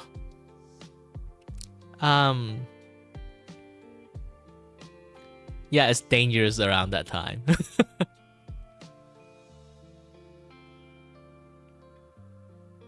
Not market becomes saturated. There's lots of people, even the people I know, they become very famous because of that too. But I got the opposite effect, because there's so many people, like, you know, this thing. If you guys ever watched Twitch before, or become a Twitch creator like just for fun, you notice there's like this like shield buttons there. It's called a shield mode. It's basically if you get like a lot of like negative stuff happening in your chat, you can just press the shield mode. It kind of like activated a like highest degree of like moderation filters. It will order like more like a lot of stuff, so you don't have to like deal with that like a huge amount of like negative stuff like happening in your chat. So it's like a super filters. Back in the days, that thing does not exist. That thing only exists when the COVID lockdown happens, because back in the long time in Twitch, there's a cultures, there's a channel, that those a lots of channel exist basically just gather up the viewer. Maybe 50% is bot, I have no idea, but the main thing about the channel is to gather up viewer, go raid the shit out of people. I'm not sure what kind of culture is that, but still, like, it's a thing back in the days. I think it still exists for some channel, but it become like a very like big kind of like controversy channel nowadays, because like people asking for payment to get raid that way, like this and that other stuff. You know, things have been contaminated. Like back then, I can definitely say it's like somewhat of a positive thing. Those kind of things. This is why people say like Twitch have a very good culture, because back in the days those kind of things exist. Now it doesn't exist. So stop saying Twitch have a very good culture, to be honest. Because around like COVID lockdown happened, lots of people, like those kind of channel, a lot more of those kind of channel appeared, but not doing positive rating. They only rate you because you are Asians and you look like a Chinese. And because where does COVID kind of like got spread around for, there's a lot of Asian hate. And a lot of like those kind of channel will literally raid you with 200, 300 people just to shit on you. Yeah. And it was going so badly for all Asians within like Twitch. Twitch decided to create this shield mode just to protect people from it. So shield mode exists because of that stupid cultures become contaminated by something else. So nowadays hate rate become a thing, and it's all because like of that kind of shit's kind of like happen. Like yeah. Like I think hate rate mostly is just like everyone's a bot, but I think legitly there's like lots of like actual people in there. Maybe like if there's like 500 people like raid you in, I guarantee maybe there's like 50 people, like actual people saying the most heinous shit like mixed in it. Yeah, I was like dealing with that kind of things, and then I still like doing like, you know, like COVID thing happened, I have to like stay in my house, deal with the online university school stuff, and then like a lots of big change over there, so I have to like go adapt to those kind of things at the same times. So I was like, I have no time, effort, all the energy to deal with this kind of shit, so I just went on hiatus. And yeah, that is my second fall of grace actually. I just, because like I lost all my viewer because like keep getting targeted hate rate by like some particular group. So I cannot do jack shit about that. Twitch can't do jack shit about that. Even shield mode exists. They find a way to go around it, to be honest. It's like, how do you ban like 500 people? Tell me. And what happened if just 500 people, like among like maybe like 400-ish of them is just bot? You ban them, there will just be more bot coming in. Like it's a very big, the hate rate communities back then is like very big. So like if you manage to harm one, you just like get like worse hate rate, even worse. So like it's not a good thing to do. So I just like don't do this kind of shit anymore and just like stop streaming all over. I actually did return to Facebook and then stream on my own personal account. Like here's the thing again, streaming is a hobby. I really like those kind of things. It's just that even I stop, I just like privately stream in my own like Facebook sometimes. Just privately stream. Only my friends can drop in, but usually my friends don't even drop in the first place. So I'm just like alone having a stream on for no reasons. It's kind of like my motivations. Like, yeah, I'm recording my stuff. I need to like, I know I'm doing, I have to be actively doing stuff because I'm recording it and people are watching it. It's kind of like a motivation for me to do shit, to be honest. But in a way, yeah, like, and that becomes a habit. So yeah, that is my second fall from grace, because like I literally went on hiatus, and I already have like those kind of like Vtuber project like going on, because I'm 3D model. Like I say, I'm 3D animator back then, so I decided wanting to make it like a 3D model, but I failed really badly, of course. I can actually try to drag this shit out. Hold on a bit.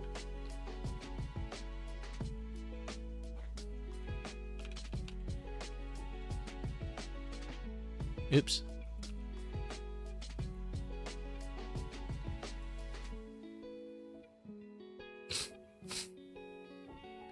Okay. Oh yeah, I can. Since I have my older like streaming stuff, like sometimes like I say, I flip flop between like streaming in my Facebook page and streaming in my personal Facebook account. Even though those things are in private, like I can show you guys like what things I do back in the days.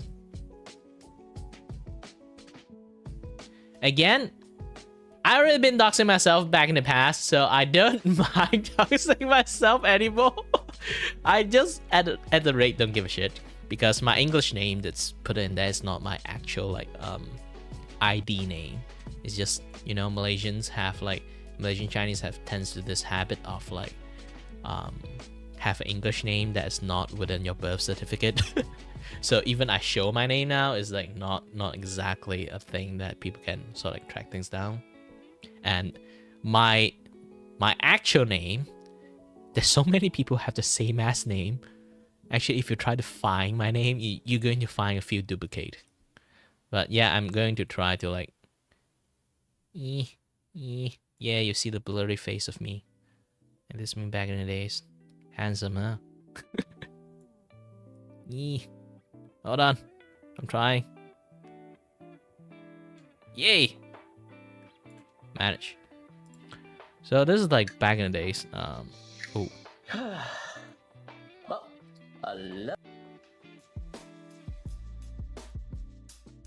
I don't think I need my voice there.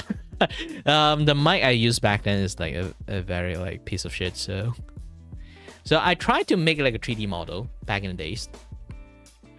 Of course you can see like this like very like messy spiky hair is not my original model. This one and the one that I'm making is a different character. He's called Flamer, and actually I have an artwork of him. Let me show it to you guys. His design changed a little bit throughout times, but yeah, where's him? Don't tell me I didn't save it. No, I surely saved that thing. Let me try to find it.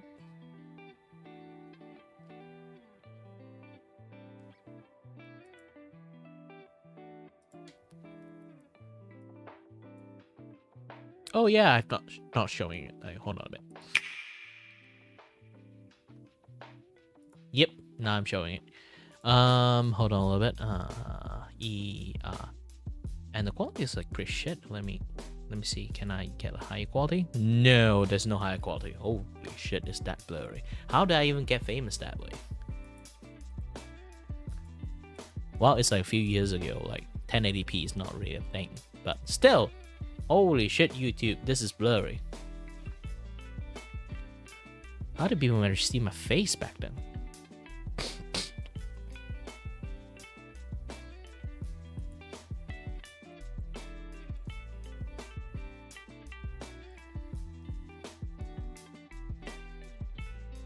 Is it this one? Yeah, this one. So the character I was making back then is Flamer, this guy.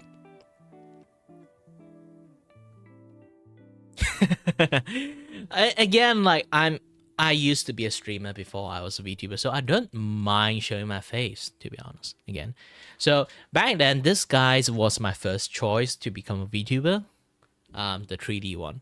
But his hair, you kind of already can see his hair is more or less like inspired by I watch a lot of like Gintama anime, so like he have this like very messy hair.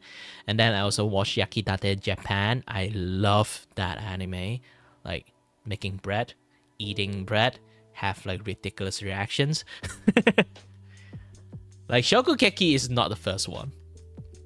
Like Yakitate Japan is the first one. Not erotic though. But yeah, like Flame. Back then this guy was my first choice. Kira is my second choice.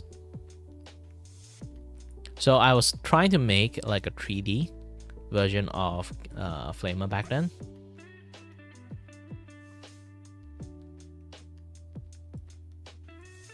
I'm still using the same drawing tablet.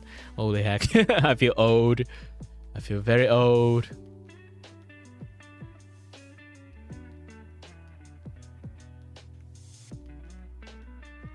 So yeah, I'm basically like teaching people how to do this, like this and that thing, how to do the hair, how to do this. Like generally I I do a lot of like streaming stuff when it comes to this kind of thing. This is like around the time that I bounce back to like streaming in my Facebook privately because of that, like you know, like that COVID shit happening there.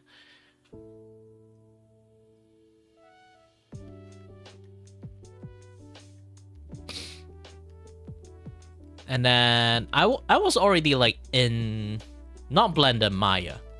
But yeah, I was already like back in the days, like I'm trying my... Oh wait, I am using Blender, but I port things over to Maya to do like the texturing and stuff. Texturing and rigging.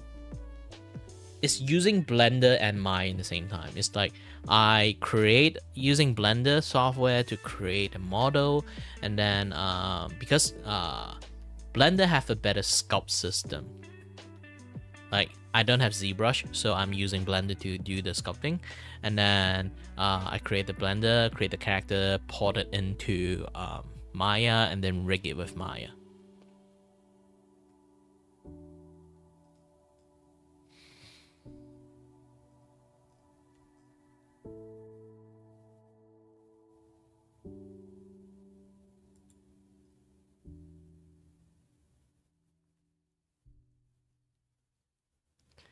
Wow, just looking at the back in the days, like the content I made is like, it's basically me just trying to like teach people how to do stuff.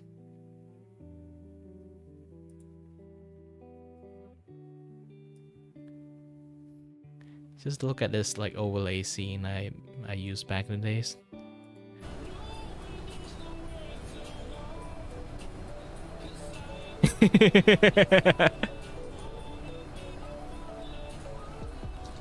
I wonder how I managed to get like a few K people like watching me. Of course I made the donut, like everyone made donut. Now you know why my hair is spiky. If you imagine see Sora. Yes, now you know why my hair is spiky.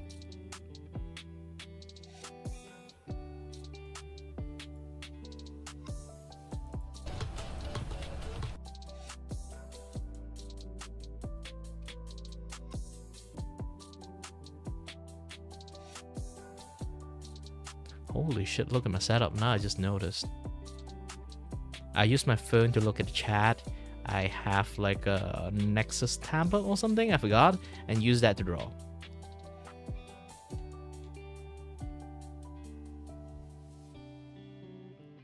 How did I even manage to draw?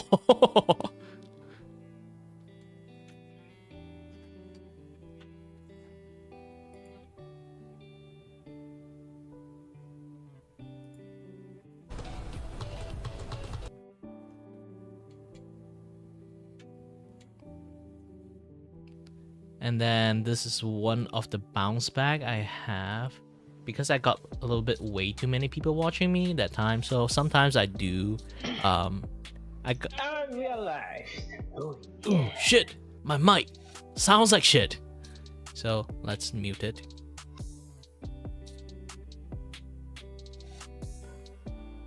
So this is back then when I start like doing lots of streaming and stuff. Like this is me. I think this is me in my room. Yeah, I'm in my dorm room and doing shit.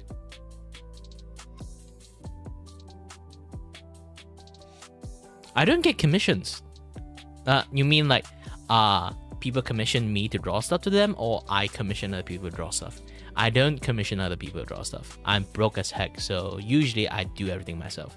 So all these assets, like you've been seeing how I actually did those kind of stuff, like it's actually quite impressive for like a 7-year-old like setup shit, because like you really need to like have some like skill to actually even do this kind of things, because like this thing actually is animated. This thing is actually animated, and then like there's like bar, this and that, yeah, there's stuff, designing shit going on there.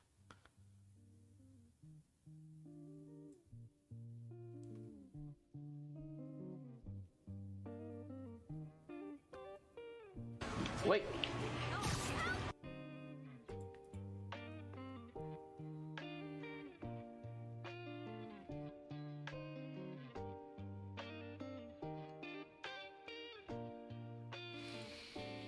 Yeah, I do. Usually it's hush hush when it's about like making asset for their own streaming, because like sometimes people want to make like a 2.0 update, or like a, you know, like streaming stuff overhaul. This is why I don't actually show my commission stuff that much. I can show you guys this one. Hold on a bit. I'm still making. I feel bad for Mystery Box. I told him, he told me that I don't really have any time limit, so I have so much things to do. It's always like in the back burner. I haven't finished yet.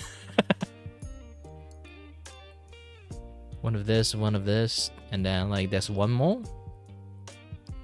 This one I haven't finished yet. I can actually finish it today if I really wanted to. But there's just so many shit to draw, you know? Like this one.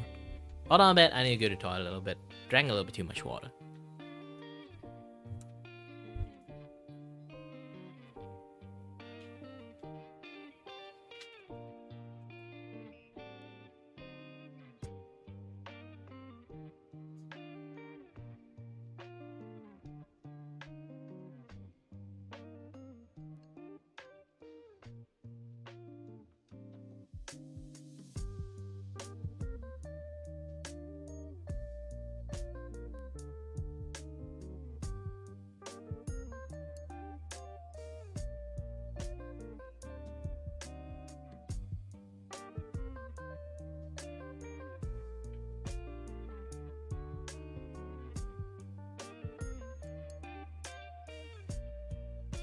Ooh, I'm back.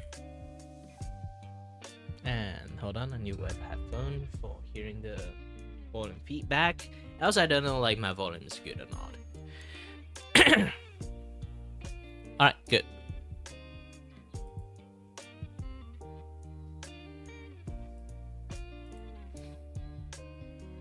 But yeah, like around that time I was already like on projects on trying to make a VTubers.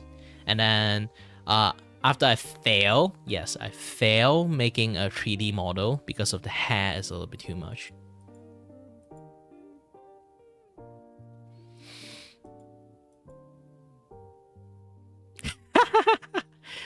Yeah, you can draw any ear if you want to. I didn't put in any ear on purpose actually.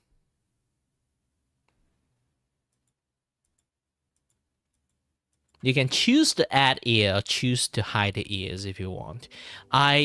Because my character lore is I'm the literal void, I supposed to be look like a freaking silhouette. I can bring this image out again. I got so many things I can brought it out. Like, hold on a minute. I have a stream kit, and this is my character sheet that I draw in the past when I'm designing my new clothes. So you kind of can know this is the actual me. This is my actual face.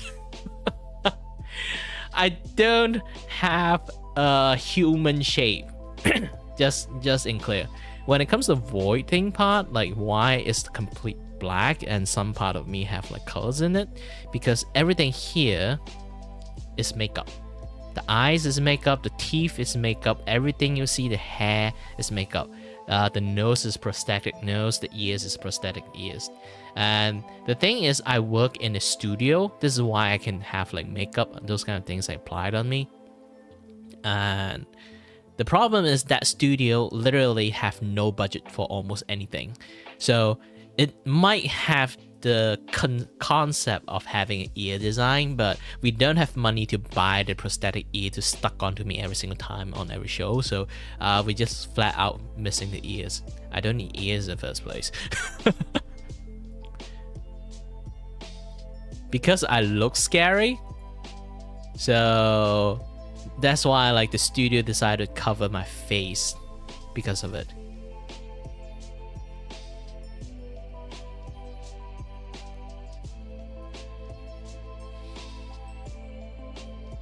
Yeah, there's quite a lot of things to do. Yeah, it's like having no ears is like a funny Easter egg. Even my eyes is actually a funny Easter egg. If I kind of like hold on a little bit, if I think I can, hold on your eye first. It might flashbang shit out of you. I was like recording something, so yeah. Let me change back this thing and let me try zoom in first.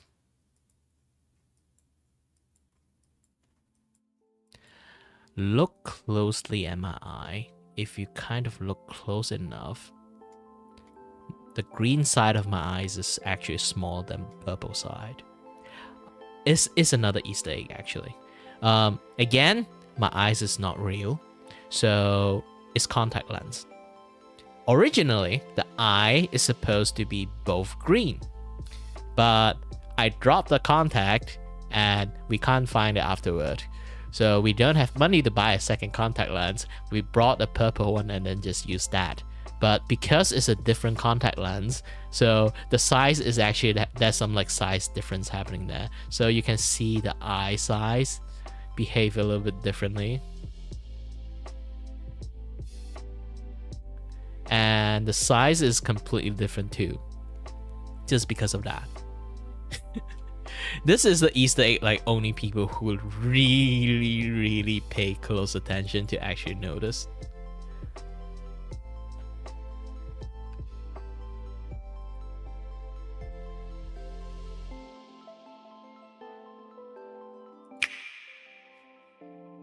Yeah, just that. That's a lot of things that I put like in hidden Easter egg. I do a lot of like weird ass shit just to like throw people off. Like here's the like one of the artwork I made. Let me see. Let you guys see this.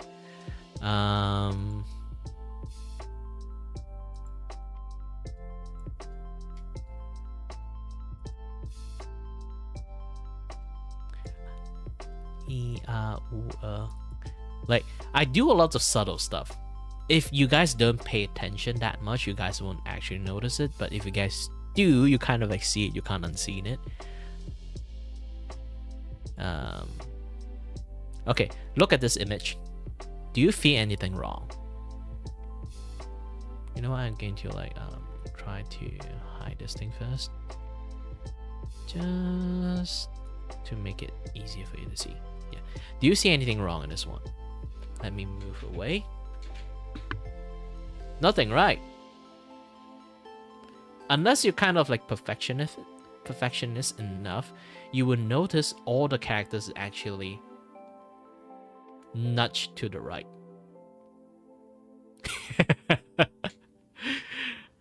It's basically this. I have this habit when everything is supposed to be center, I will nudge them to the left, to the right a little bit. Just to like piss people off. Like what they call it again? Like the people who really want like love things to be in cemetery, perfectionist or like something. I don't know. And it's like this. If you see this,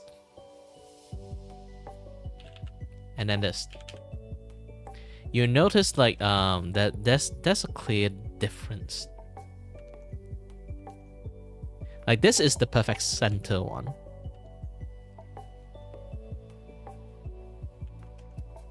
This is not.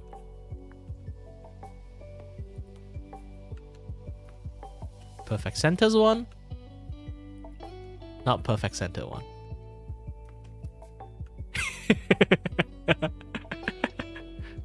Now I notice that.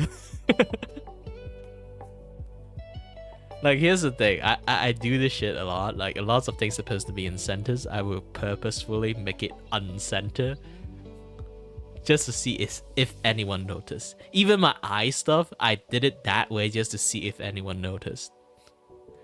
And also didn't put my ears in so to see like anyone noticed. It's a very trolling habit of me, but nobody actually will know. Like, here's the thing: I only reward those people who pay attention enough. They will notice it. Means this thing, like, I put a lot of shit there. Like, only people who pay attention, they will start talking about it, and then I let them know like the hidden lore about those kind of things. It's like how you notice I don't have ears, and then I tell you why I don't have ears, like those kind of things. If some people, like, the eyes one is the super Easter egg, so if anyone actually truly watch and pay attention, they will notice my eye actually behave very differently when it comes to like left and right different iris. Like, to be honest, I really need to like unnecessarily zooming in. People would start to notice. If I don't really zoom in that close, people would not actually notice me doing those kind of things. Like, this is why sometimes I stay in here quite a long time, because my characters are quite big in here. I see anyone will one day actually notice my eye size difference. I do a lot of weird stuff that people have to pay attention to actually see it. Like, it's basically everything is like a very hidden Easter egg. Like, it's super hidden. Even in this scene, there's like one hidden Easter egg. Nobody actually can notice it. So far, no one spotted, and I will never tell people about it. But besides, I don't think it's there anymore too. It's because like I added in like recently. It's even hard for me to spot it.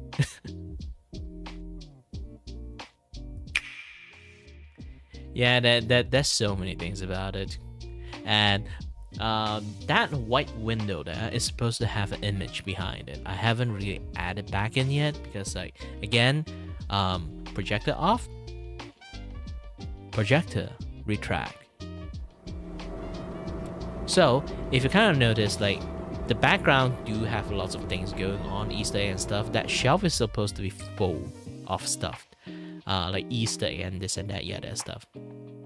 But sadly, I do not have time to do a lot of this. Man's gonna eat, so unless people actually really like legitly donate a shit tons of money to me, like enough for me to like not worry about my next week, so I can like have much more leisure time to like stream and then make all those things on the spot. Like, those kind of things is like tough luck. It's not going to happen. So yeah, like, until I become like decent enough like streamer that can earn enough money, I don't think I can like fulfill like this kind of like Easter egg stuff that I really want to put in. Either way, projector on. Projector on. Catching the battery is running out. Just make believe, okay? So yeah, I do quite a lot of stuff for fun. Again, I think it's because like back in days when I was like literally just do everything for fun, I get more people watching me. Nowadays, I literally like open this up like for doing business. Like, you literally can see like shop open. I'm waiting for people to do like live ad commissions, asking me like, oh, I want this, can you do this live for me? I would do it, but payment is going to be a headache. Like, I'm not kidding, it's going to be a very big headache just for that. Because like, here's the thing, even if I ask for $60 for like a animations, like a quick animation rig, like this one. Yes, I do animate an emote too. One of my servers. Let me take a look. Let me open up shit. Hold on. Yes, this one. Here's the thing. I do the most rarest thing in the world. Hand-drawn emote animations. Not a lot of people actually do this kind of like hand-draw animated emote. But again, I love to do animations. It's fun. And of course, I also do like the normal one, like this one. Lots of people do this kind of thing. Is much more easier to do and it's cheaper. So you often see this kind of like animations more when it comes to animated emote, because this one is hella expensive. Imagine I have to draw each frame, each color, and then I have to put another layer for like each things to colors, this and that, yeah, this kind of stuff. I can actually open up the file, let you see like how complex the file is going to be.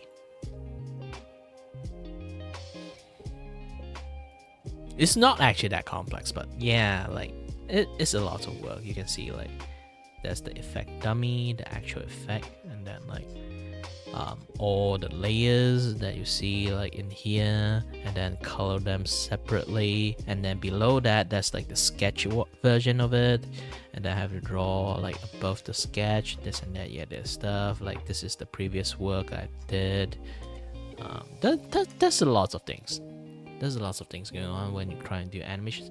Why I decided to do a hand-drawn animations for like animated emote is because Twitch have this very, very funny things. They set a rule for you that is like you can create an animated emote, and they only tell you the limit of the GIF that you can put it in there is 60 frame. Just 60 frame. There's no time limit. There's no this, there's no that. So you can actually potentially do a countdown of 60 seconds in the animated emote. I'm not kidding, you can do it. I actually intended to do it one day because like it's basically just this. Long as it's within 60 frame, you're good. And I tried to upload this like animated emote before, and actually it works. This is a 20 frame per second animations. So it contained 3 seconds of a smooth enough animation, because 20 frame per second is actually enough to make like an animation scene. I actually do want to one day try out 50 frame per second, a hand-drawn animations of that. It's still functionable. Like a lot of animations is actually within like 15 frame used. You know, they only use like 15 frame for like a lots of things. So it's potentially I can make a 4-second animation out of it. The problem is, will people actually want that shit? Like hand-drawn animation is actually very expensive, so I'm not sure people is going to like specifically want to request that kind of shit, because like it's going to be very expensive and the return rate is not going to be that great.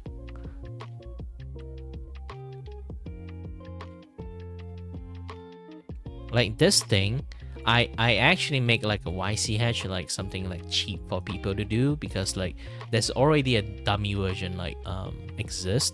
So I'm just going to like follow most of this like sketch to do this. Mostly. It's not going to be like 100%, but still I'm going to like add more stuff into it. But yeah, like generally it's still have like a fixed format. So I'm going to cut off like the creation fee. It's not like build it from the ground up. So I'm basically slash the price in half. So it's like around like how much I actually said this thing is? I kind of forgot. Let me go and open it up. Take a look. How did I price this shit again? Oh yeah, $50. Actually, I slash half of it is supposed to be $100. Animation is expensive. And then like even 100 is like too much. Like even if I discount for people, 75 should be the normal price because of inflations and stuff.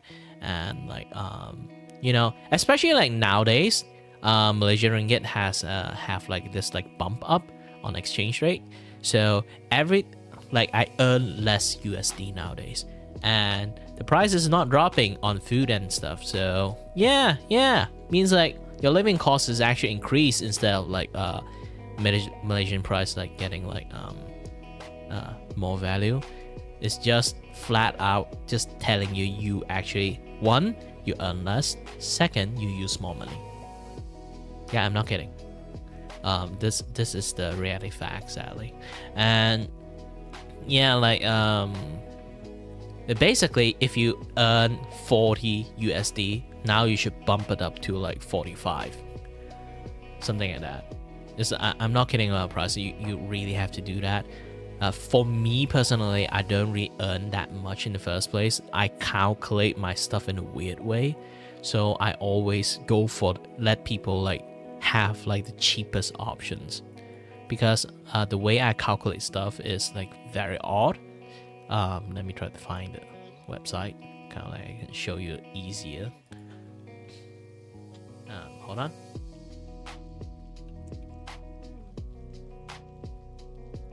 I haven't updated the calculation since like not a lot of people like watching go to this site in the first place, so like it's not really that update, but the calculation method is still the same. Just the price amount is like different nowadays. So I do this shit on how to do my calculations. Now, I'm basically how I do my like commission calculations is the day worth of work, the art type worth, and the service fee.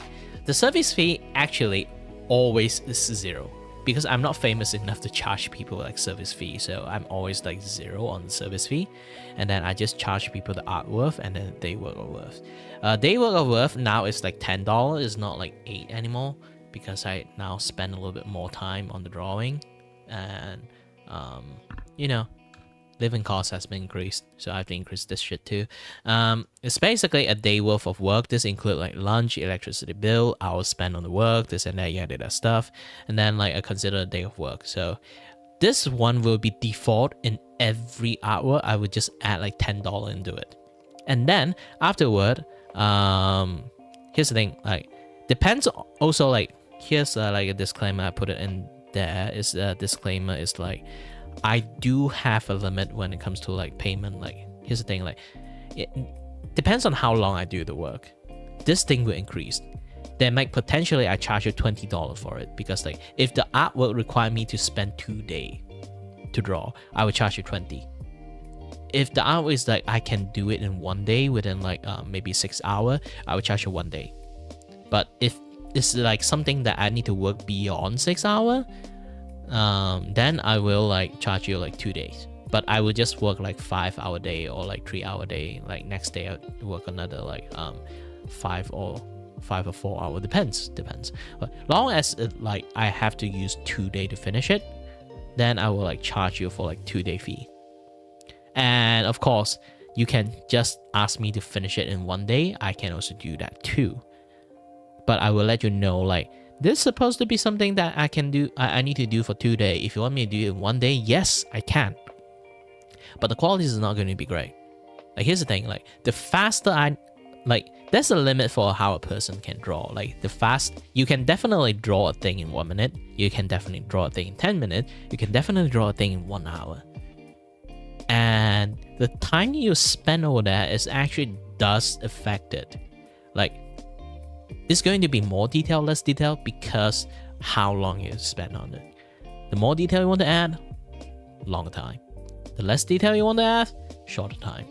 I normally draw pretty fast because I came from animation background, so I draw quite simple. Like even my clothes, you can see like the lack of detail there. I don't I don't really have too much of detailed draw most of the time, so I can finish my drawing like in quite fast speed and color the shading really fast because it's cell shading. It's not like those kind of painterly style like illustrations. So it's going to be, I can do my job really fast. But still, there's a limit. So if you want me to draw high qualities, like more detail, more like better like rendering, this and that other stuff, I'm going to spend more time in there. And if you want me to draw complete all those things within one day, I can give it to you, but not going to look pretty.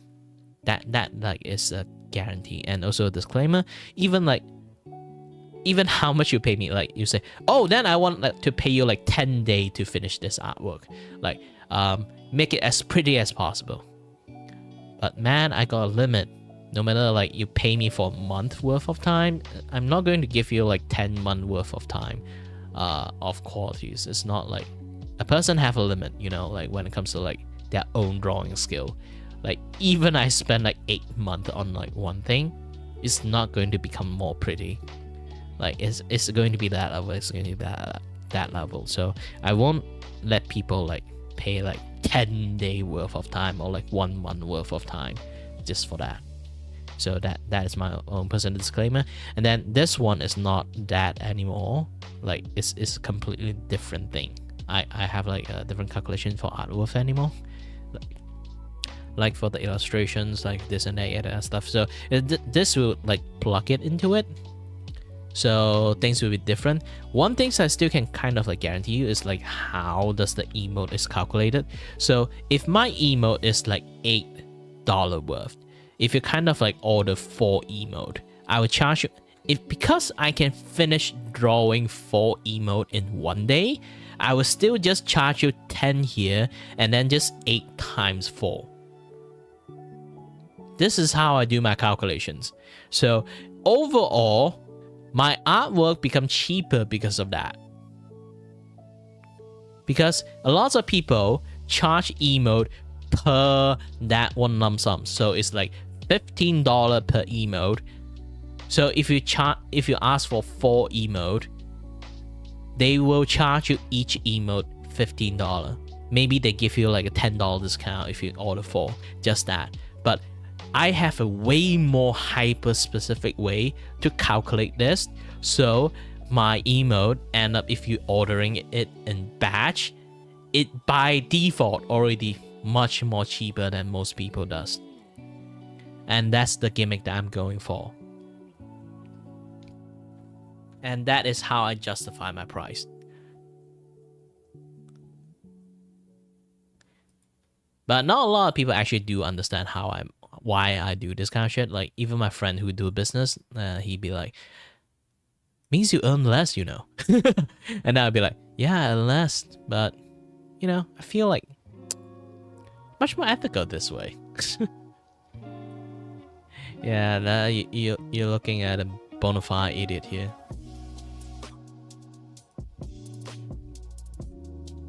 Hold on, I'm doing something. Okay, good.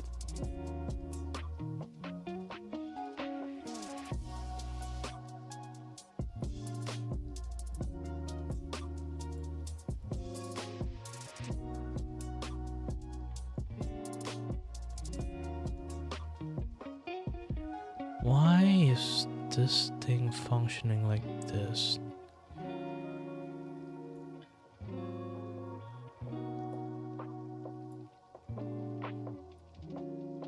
Okay, good.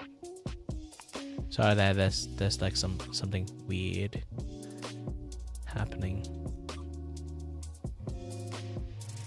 in my OBS. Alright, fixed. But yeah, like generally this is like how I do my calculations. It's like it's a very fun way to do it in a sense.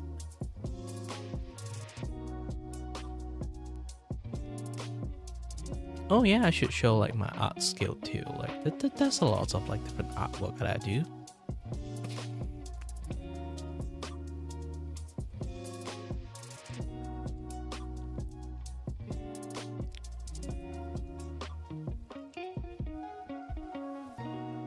this side, even though it's like a little bit outdated, it does have some stuff that I kind of like limited edition stuff that I made, because like there's quite a lot of artwork I had like lost because of it. I have this very special carving style, and this like for merchandising carving style, and the sketch style. This is basically a quick sketch. Back in the days, I have this kind of things as a hi there, banana. I should call you Banana Bill. Yes, actually Banana Bill sounds like a very good name.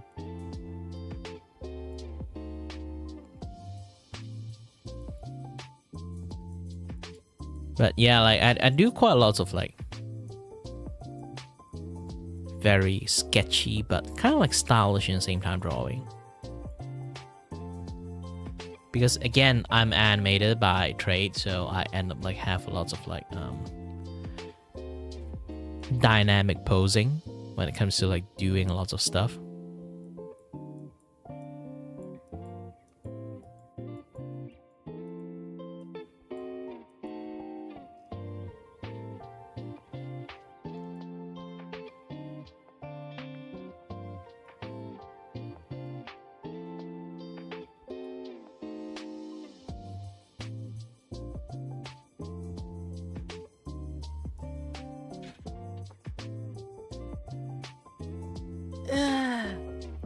Hold on a bit. I've been chatting for like 2 hours straight. Holy shit.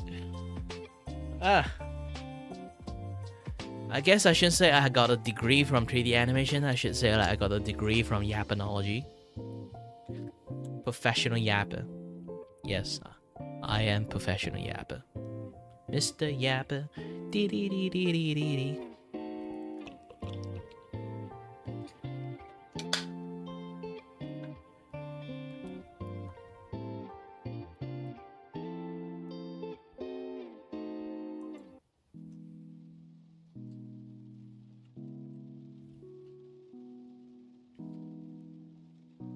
I have to let my friend know.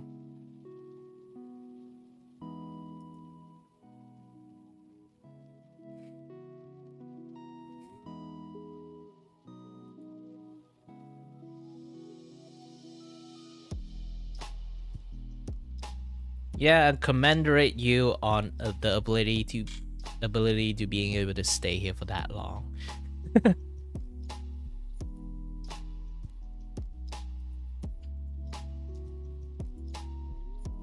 I just like to chat again, like this my personal like streaming content, to be honest.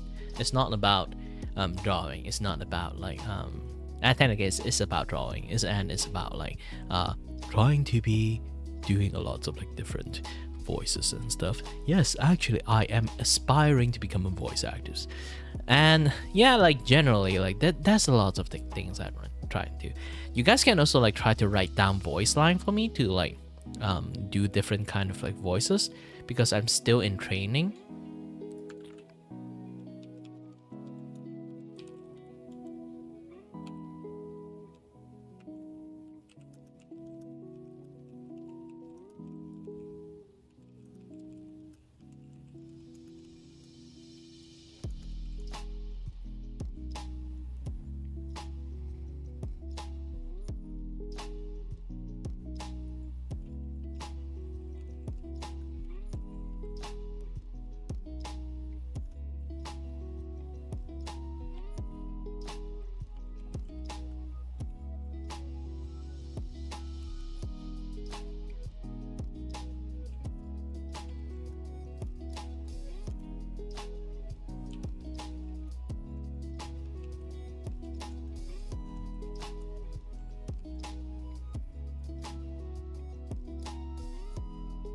Alright, I'm back.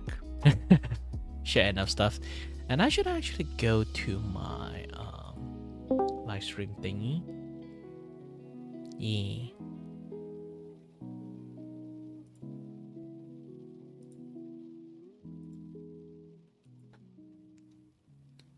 My ears is itchy. Having something stuck in my ear for like 2 hours straight.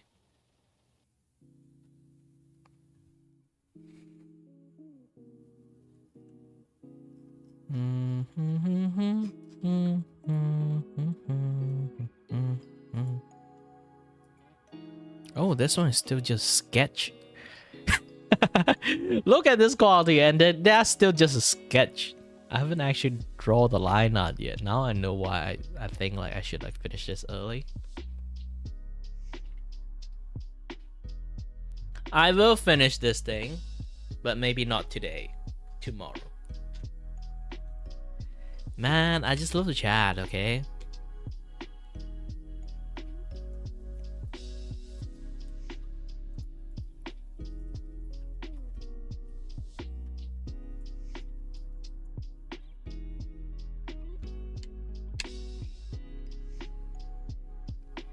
Too bad I can't stream like this past few days like properly, because like his thing, like if you guys noticed, like I usually stream like almost every day, but yeah, like Saturday I tried to I was like doing like a collab stream. I have this like very bad vertigo and I power through it. Here's the thing, like I have like medical conditions, so like when I power through stuff, usually this is not going to end good. So it's basically like I have a recoil like from the like vertigo, like just powering through stuff. The recoil like basically knocked me out the next day on Sundays. I can't do any jack shit. And then on Monday I still managed to stream like the TCG like shop simulator, but I end up unable to like do most of the thing properly because like I'm still having double visions and everything feels numb. At least I still can try my best to like entertain people as much as possible, but I don't think generally I can do that that well. So I end up like didn't stream that properly, like that on that TCG stream, and then like I think yesterday I didn't stream too. Yeah, I don't really remember. Did I stream yesterday? I don't think I streamed yesterday at all. But basically, it's that like when I have a very bad vertigo, it can knock me out for days. I'm not just say like funny haha like knock me out for days. I legitimately feel numbs and everything. Like it basically will knock me out for days. This is why I need to like later on like I need to write down like a new rule when it comes to like the collab stream, because my ears is kind of like screwed up. I cannot, and when it comes to like this kind of like streaming stuff, that I need to like do a lot of like voice acting thing. So I need to have my headphone plug into my ears, listening to other people, like since it's a collab, so I have to hear other people, and then also listening to myself. Depends like did I do the voice correctly or not, like those kind of things. So my ears is practically jammed in with those like kind of like, you know, like those kind of earbud that have to like put it inside the ears. So I'm listening to stuff 100%. So if someone tried to be funny and then do the dropping pipe sound, and because I'm streaming, I need other people to be able to hear this like soundboard. Hold it! Hold it! Like I was curated them like actually when I upload I kind of like volume adjusted them not to kill my ears.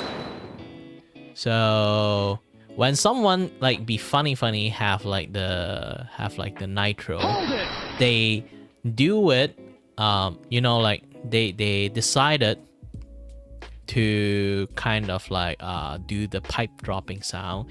That one managed to deal maximum damage to my ears. Sadly, when that happened, I kind of like have like dazed a little bit, and then my ears hurt so much, and I'm having like very severe vertigo for the next 2 days, and then knocked me out for the next 2 days. Even I recovered from the vertigo. It's that bad. Like I don't know who invented the pipe dropping soundboard sound. I hate that guy to the core. I can literally tolerate, like even I have ear issues, I think I can still tolerate the the what that people call it, the black box screeching sound. That one I still can tolerate. I just cannot tolerate like loud, offensive sound. Like high frequency sounds, like it doesn't feel eerie for me. I think it's because my ear fucked up, so I cannot hear certain frequency that well. So it doesn't hurt me when like people do the screeching sound. But the problem is loud noises actually can legitly damage me. Like you can see like health point, like those like damage health point number like come out from my head. Like this kind of thing.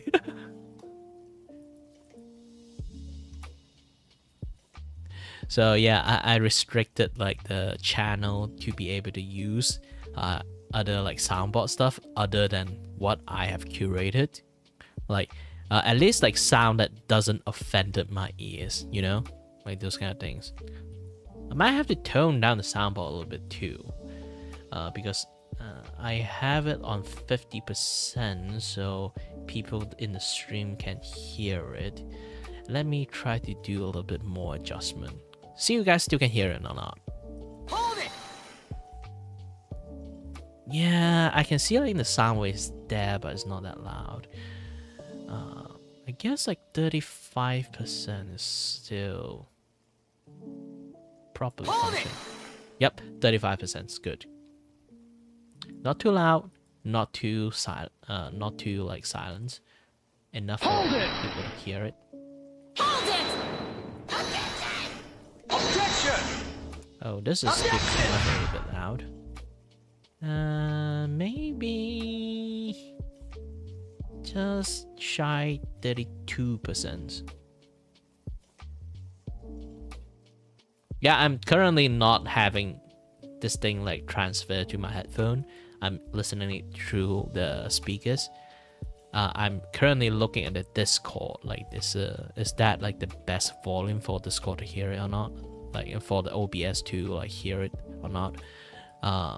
Yeah, this level's supposed to be better. Let me try it. Yeah, it didn't go past the red one. Even the earlier one, it doesn't really go past the red, but it's close to the red. So I have to like adjust them a little bit for that.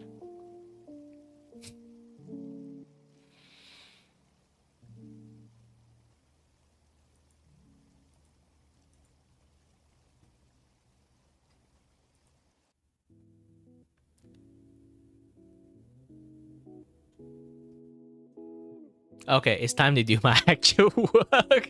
Man, I've been keep talking nonstop. Like, focus, Kire, focus.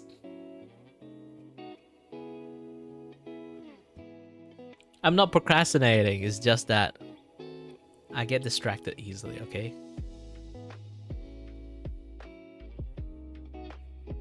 Besides, the doctor actually suspect I have ADHD too, along with my like ears screw up issues.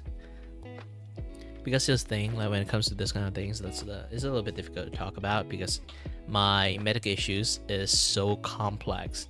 The doctor have to like send in like the paper of the like the details to like expert to like studies. I'm not kidding. Expert are studying my like conditions. It's so weird for them to see such a person exist. I'm not sure I'm going to be flattered or what.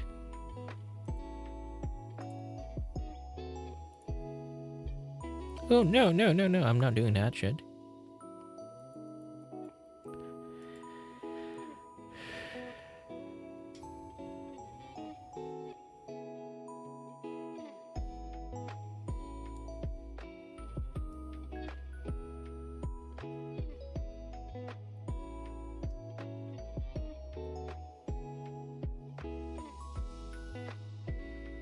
But if you guys are like interesting in my like the medical stuff that happened to me, you guys can ask. I can just talk about it while I'm drawing because like that is something I can do.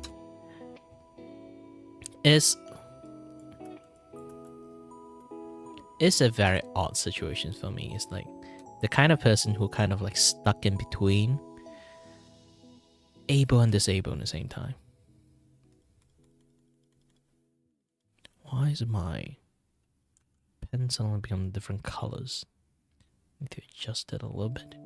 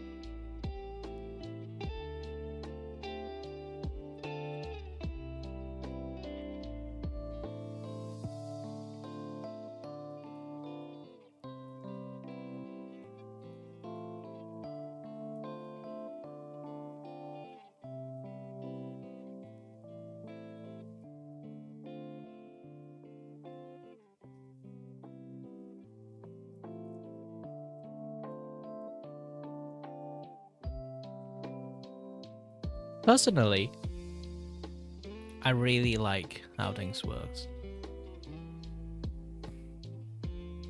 Alright then, thanks for staying in and hear me out. Thank you and welcome to the Kirivaku Yapping Show, and then also a good day to you too. Have fun with what things you are doing right now. Bye bye.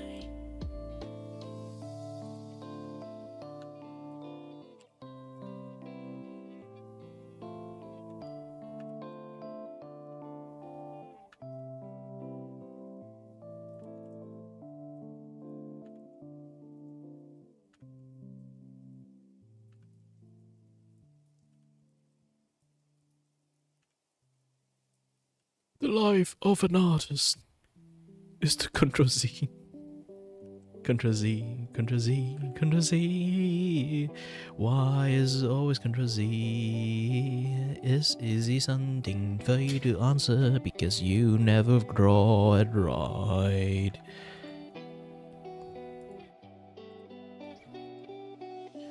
Ooh, Ctrl Z, Ctrl Z. The fate of an artist. Why you keep pressing Ctrl Z? Because you have bad control. You have bad control. Or the shape is wrong in the first place. Your brain is trying to adjust from those very bad drawn shape.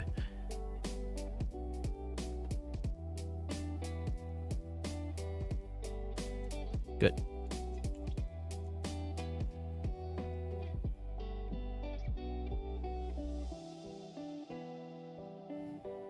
There's a reason why I use thick line on this, because like it's an object outside the... I'm currently trying to finish drawing the object first using thicker line, and then I would spend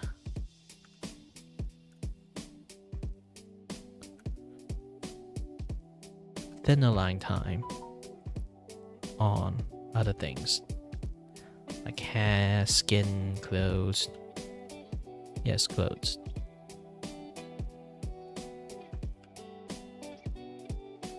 Oh shit, my eye just glitched out a little bit.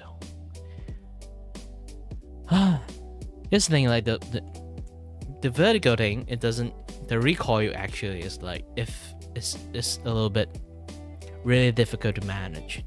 If it happens, it affects me for weeks.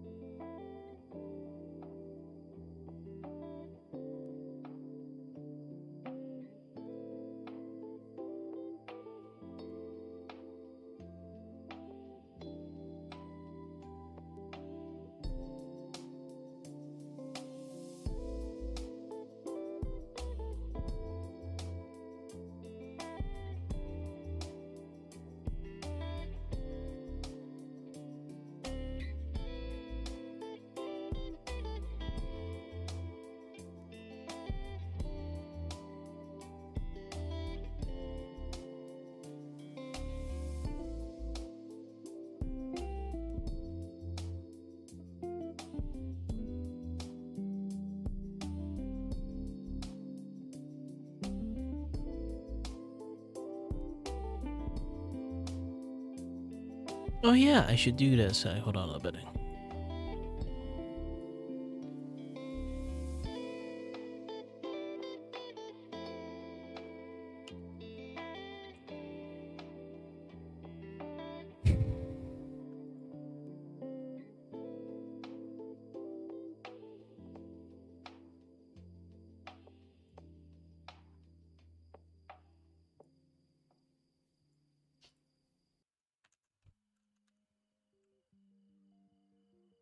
Okay, this way should work a little bit much more better when I look down and try to do some drawing. Anyway, anyone who just managed to buy in? Hello there, my name is Kirabaku and I'm your host and your voice here to entertain you and may or may not have no idea what I'm doing. Or start off with tangents and yapping about a little bit way too much.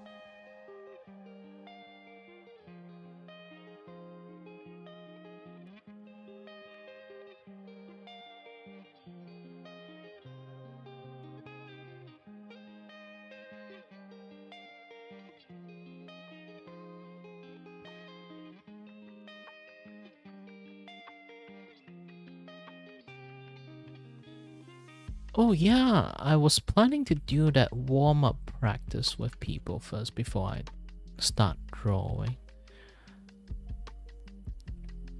You know, like I want to do this like new things in my stream. Is basically be like people can join in, maybe grab a papers or their drawing tablet, and we can do a post drawing sessions. Everyone just joining in and then draw dynamic pose as fast as they can. Like if they have issues drawing fast, this and I can teach them like how to do it, this and that, that stuff. Like having a pose set up like in great speed is like a skill that I think lots of others should have, because like a lot of friends keep asking me, like they are a very good artist, I can tell you, but they always envy me for some reasons that I can like, you know, how do you manage to like so lock in like in stuff like really fast? Like because like if not a lot of people know or watch me a lot, I can draw pose really ridiculously fast in the way they told me.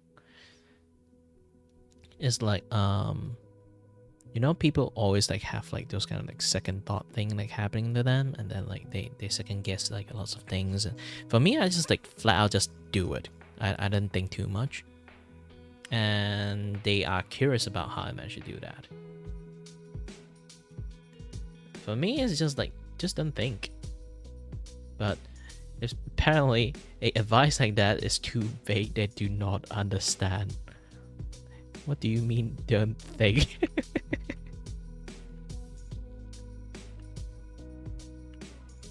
So I guess like I do like have to demonstrate how I managed to get this level. I guess like it's not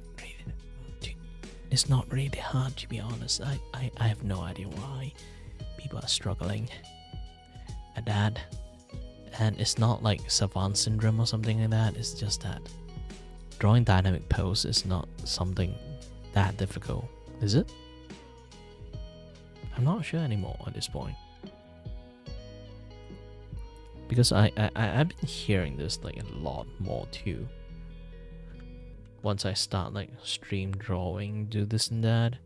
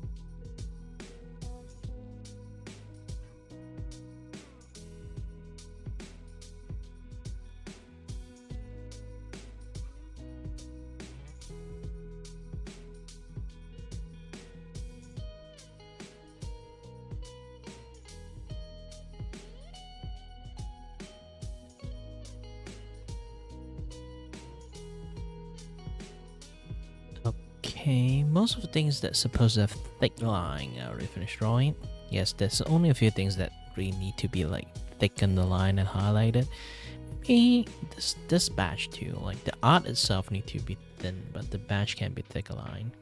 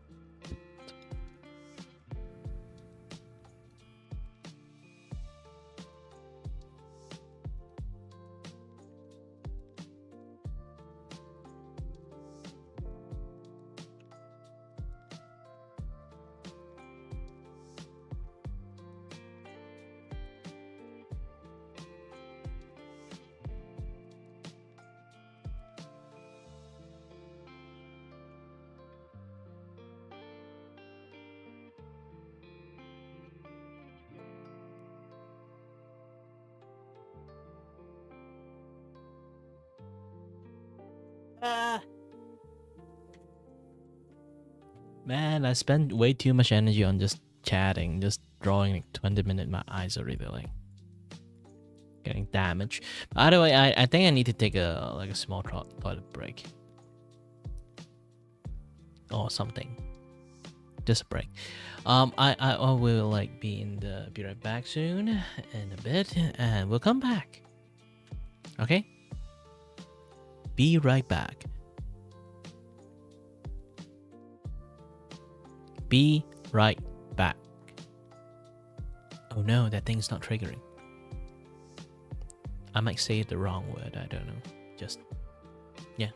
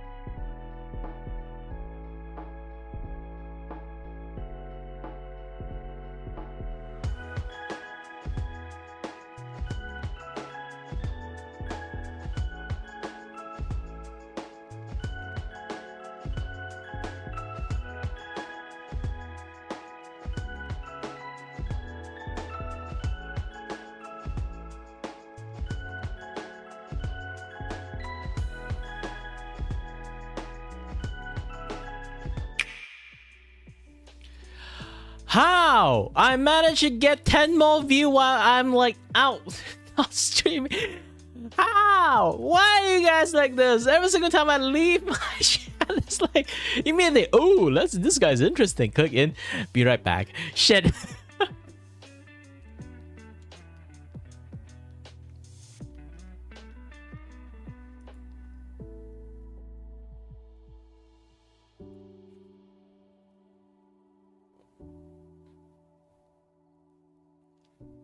Trust me, bro, this kind of things happen more than once.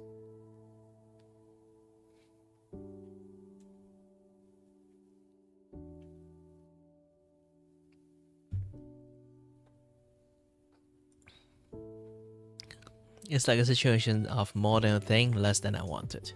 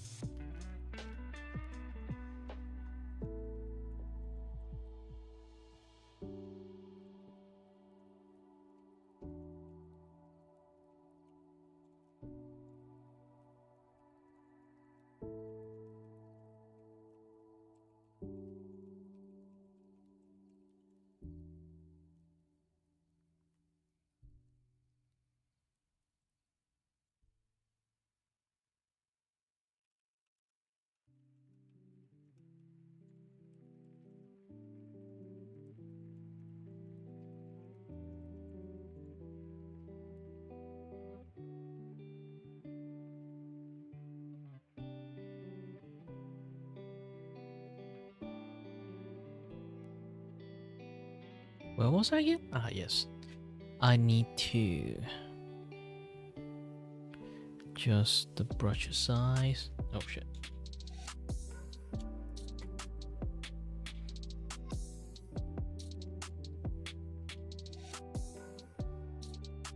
Okay, brush size adjusted. It's time to do normal drawing.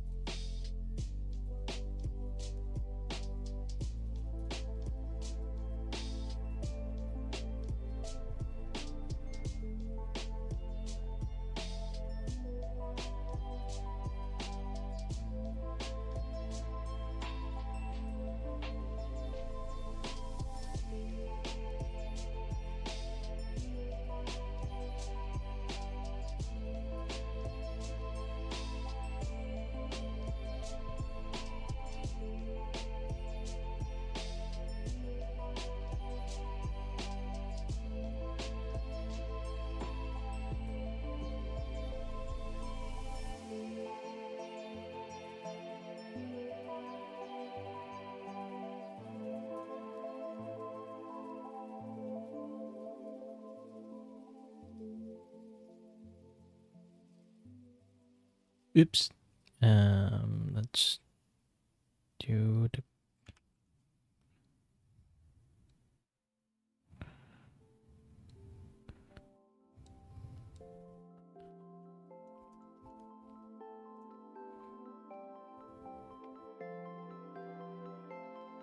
Let's do the cab this way.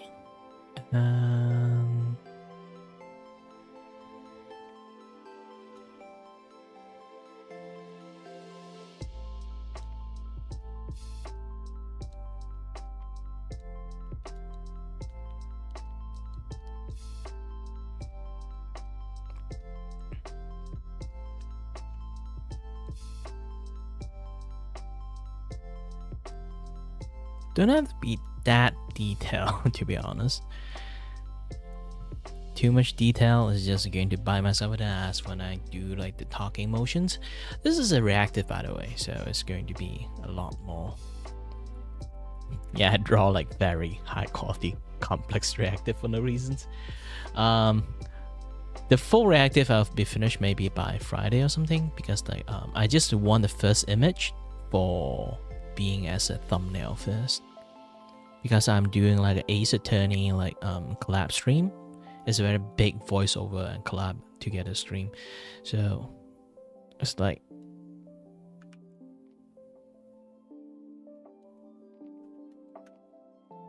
it's going to be a little bit chaotic and difficult to manage for me. I'll try my best to put a lot of like standard operation code in there, but it's just like people just loosely follow it. Except one thing I really need to emphasize on. Last time someone put like a dropping pipe sound there because I'm wearing a headphone, and I got a sensitive ears. When I say I'm sensitive here, I have ear damage, so both my ears. So imagine like double whammy into my ears, and I'll be like, oh, my ears, I know. And then I have like straight up vertigo for 2 days, and then knocked me out for like the like this is Wednesday, right? So it's basically knocked me out for like 2 more days that I potentially can stream because of the recoil of like having such a very bad vertigo for 2 days. So it's something quite dangerous for me to actually have it.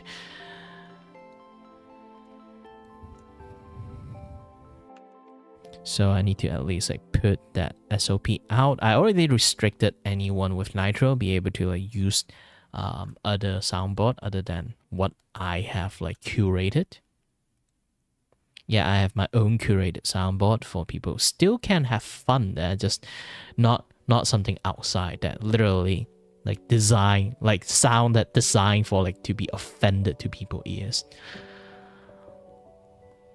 Like it's definitely like the pipe sound is a good thing like for haha funny situations, but it's not. Sadly, I cannot deal with the haha funny situations.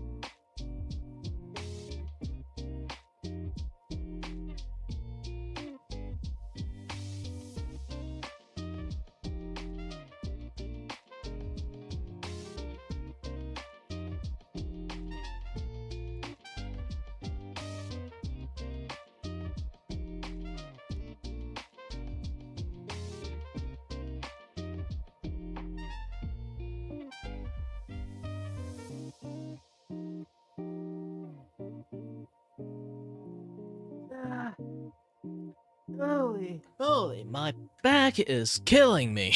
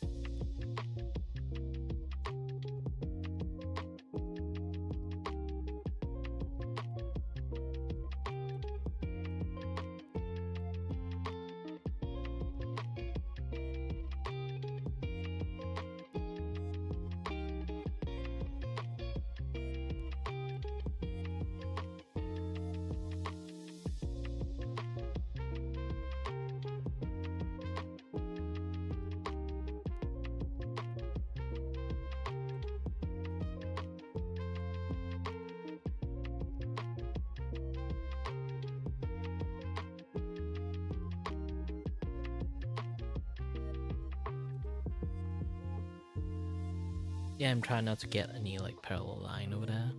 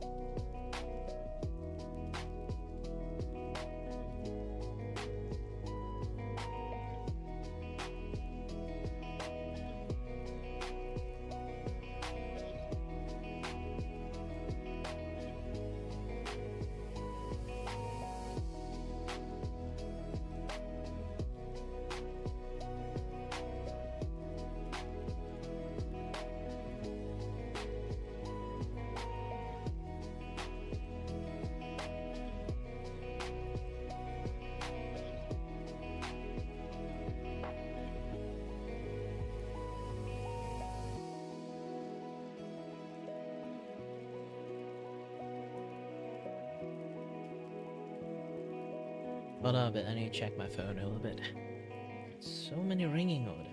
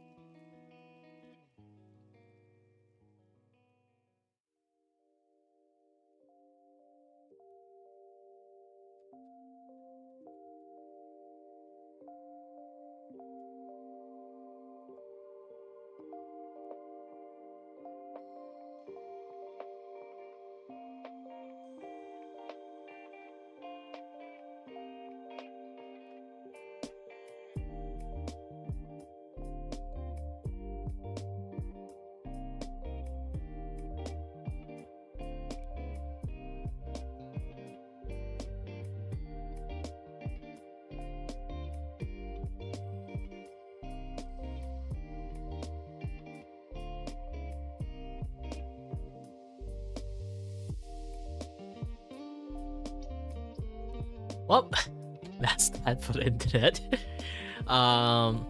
Internet, like I look at my like Twitter a little bit.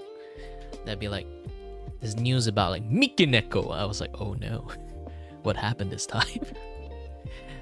So like Mikineko have like this like case with like a very famous star because they were married, but horrible marriage happens thingy, and then like basically like terrible stuff happened. Terrible stuff happened.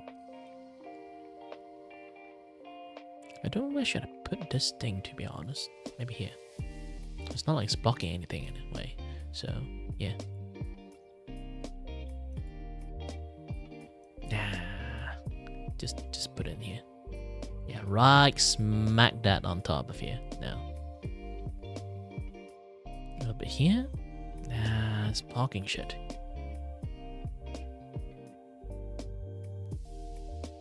I guess just this corner. It's not like blocking any other things.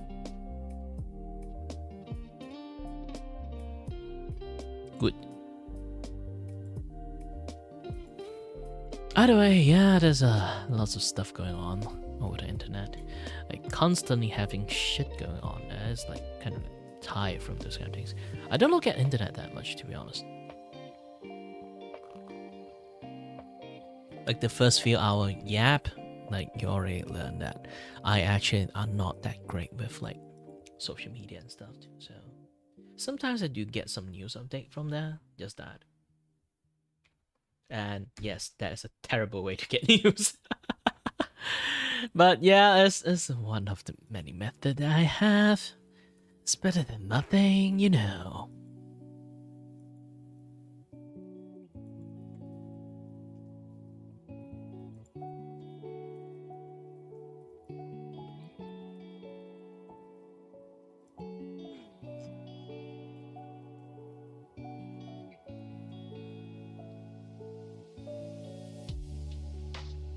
What time is it now? Like, I need to go to eat my dinner at 5.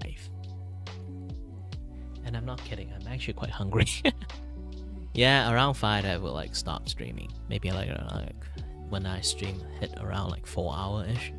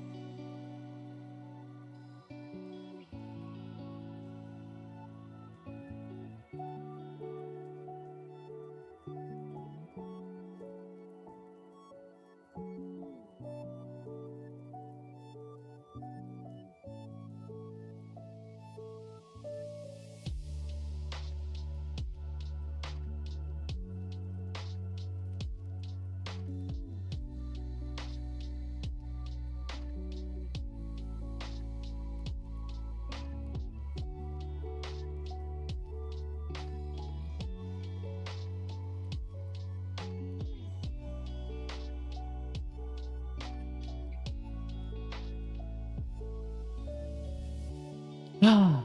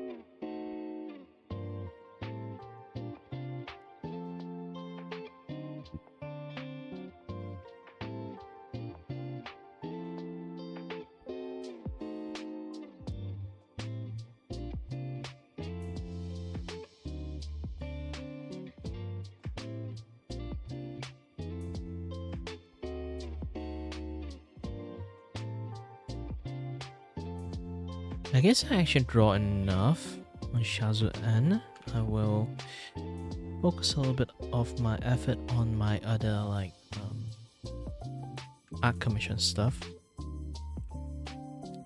that's been going on.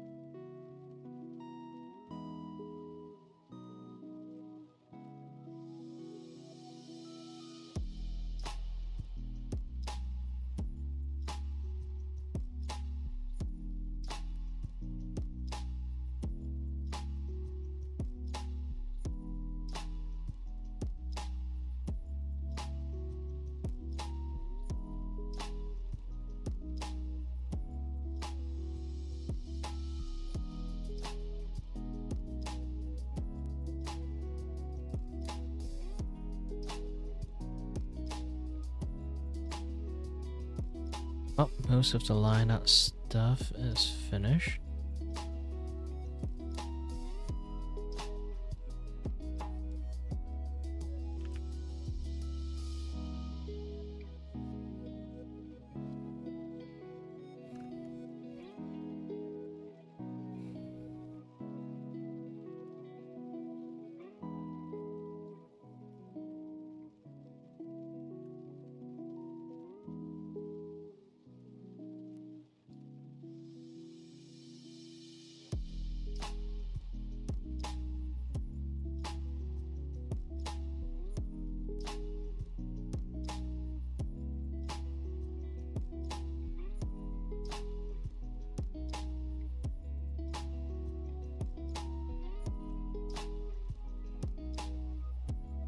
Ooh. How did I even manage to do that? I managed to link the line together. Yeah, that is like one of the thing that vector line can do.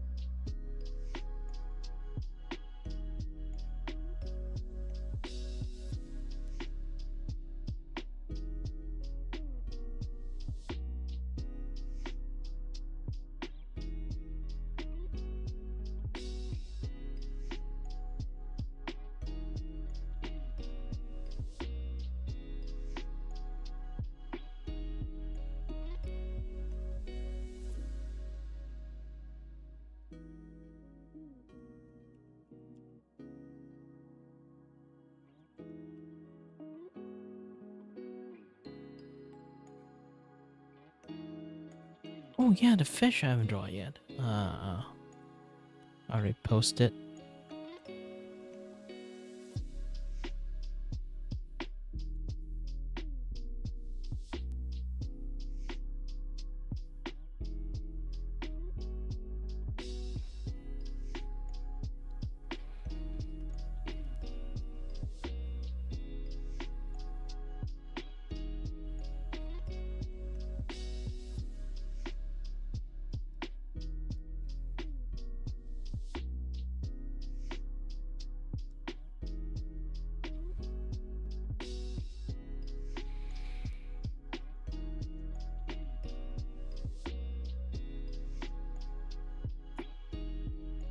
Okay, clean up, finish.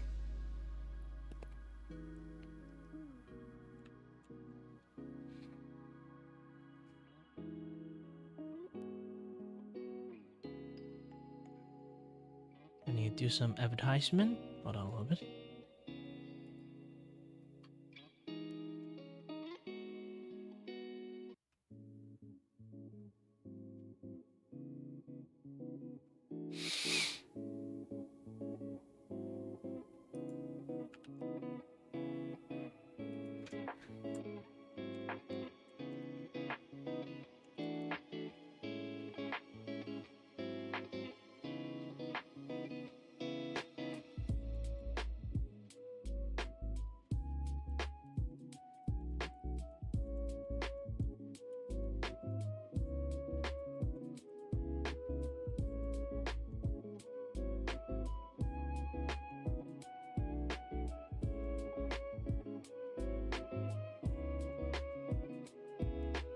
Every Saturday.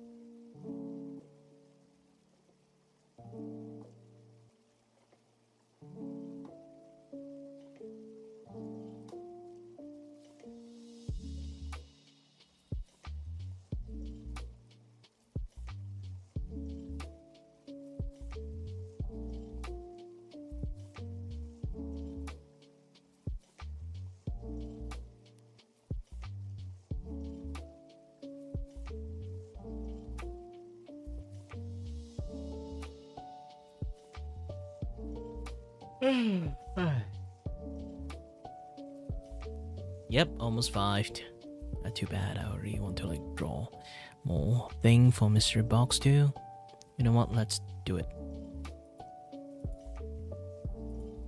I'm going to use this as somewhat of a base. I'm not going to fully follow it because Here's the thing. I woke like random tangent again. I woke up. I haven't been eating.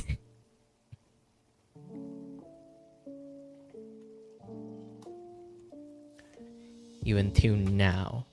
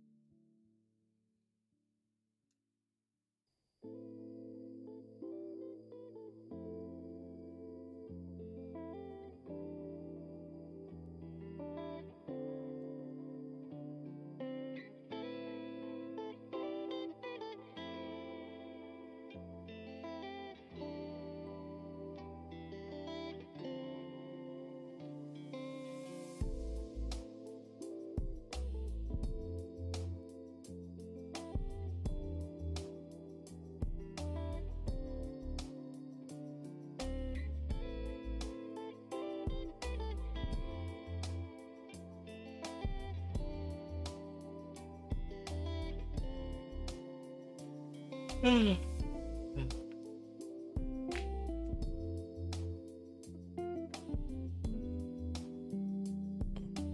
so there's something I need to change. This one. The do.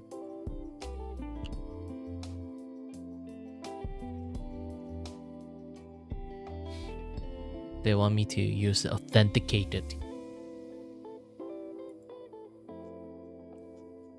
menacing. So I have to do that.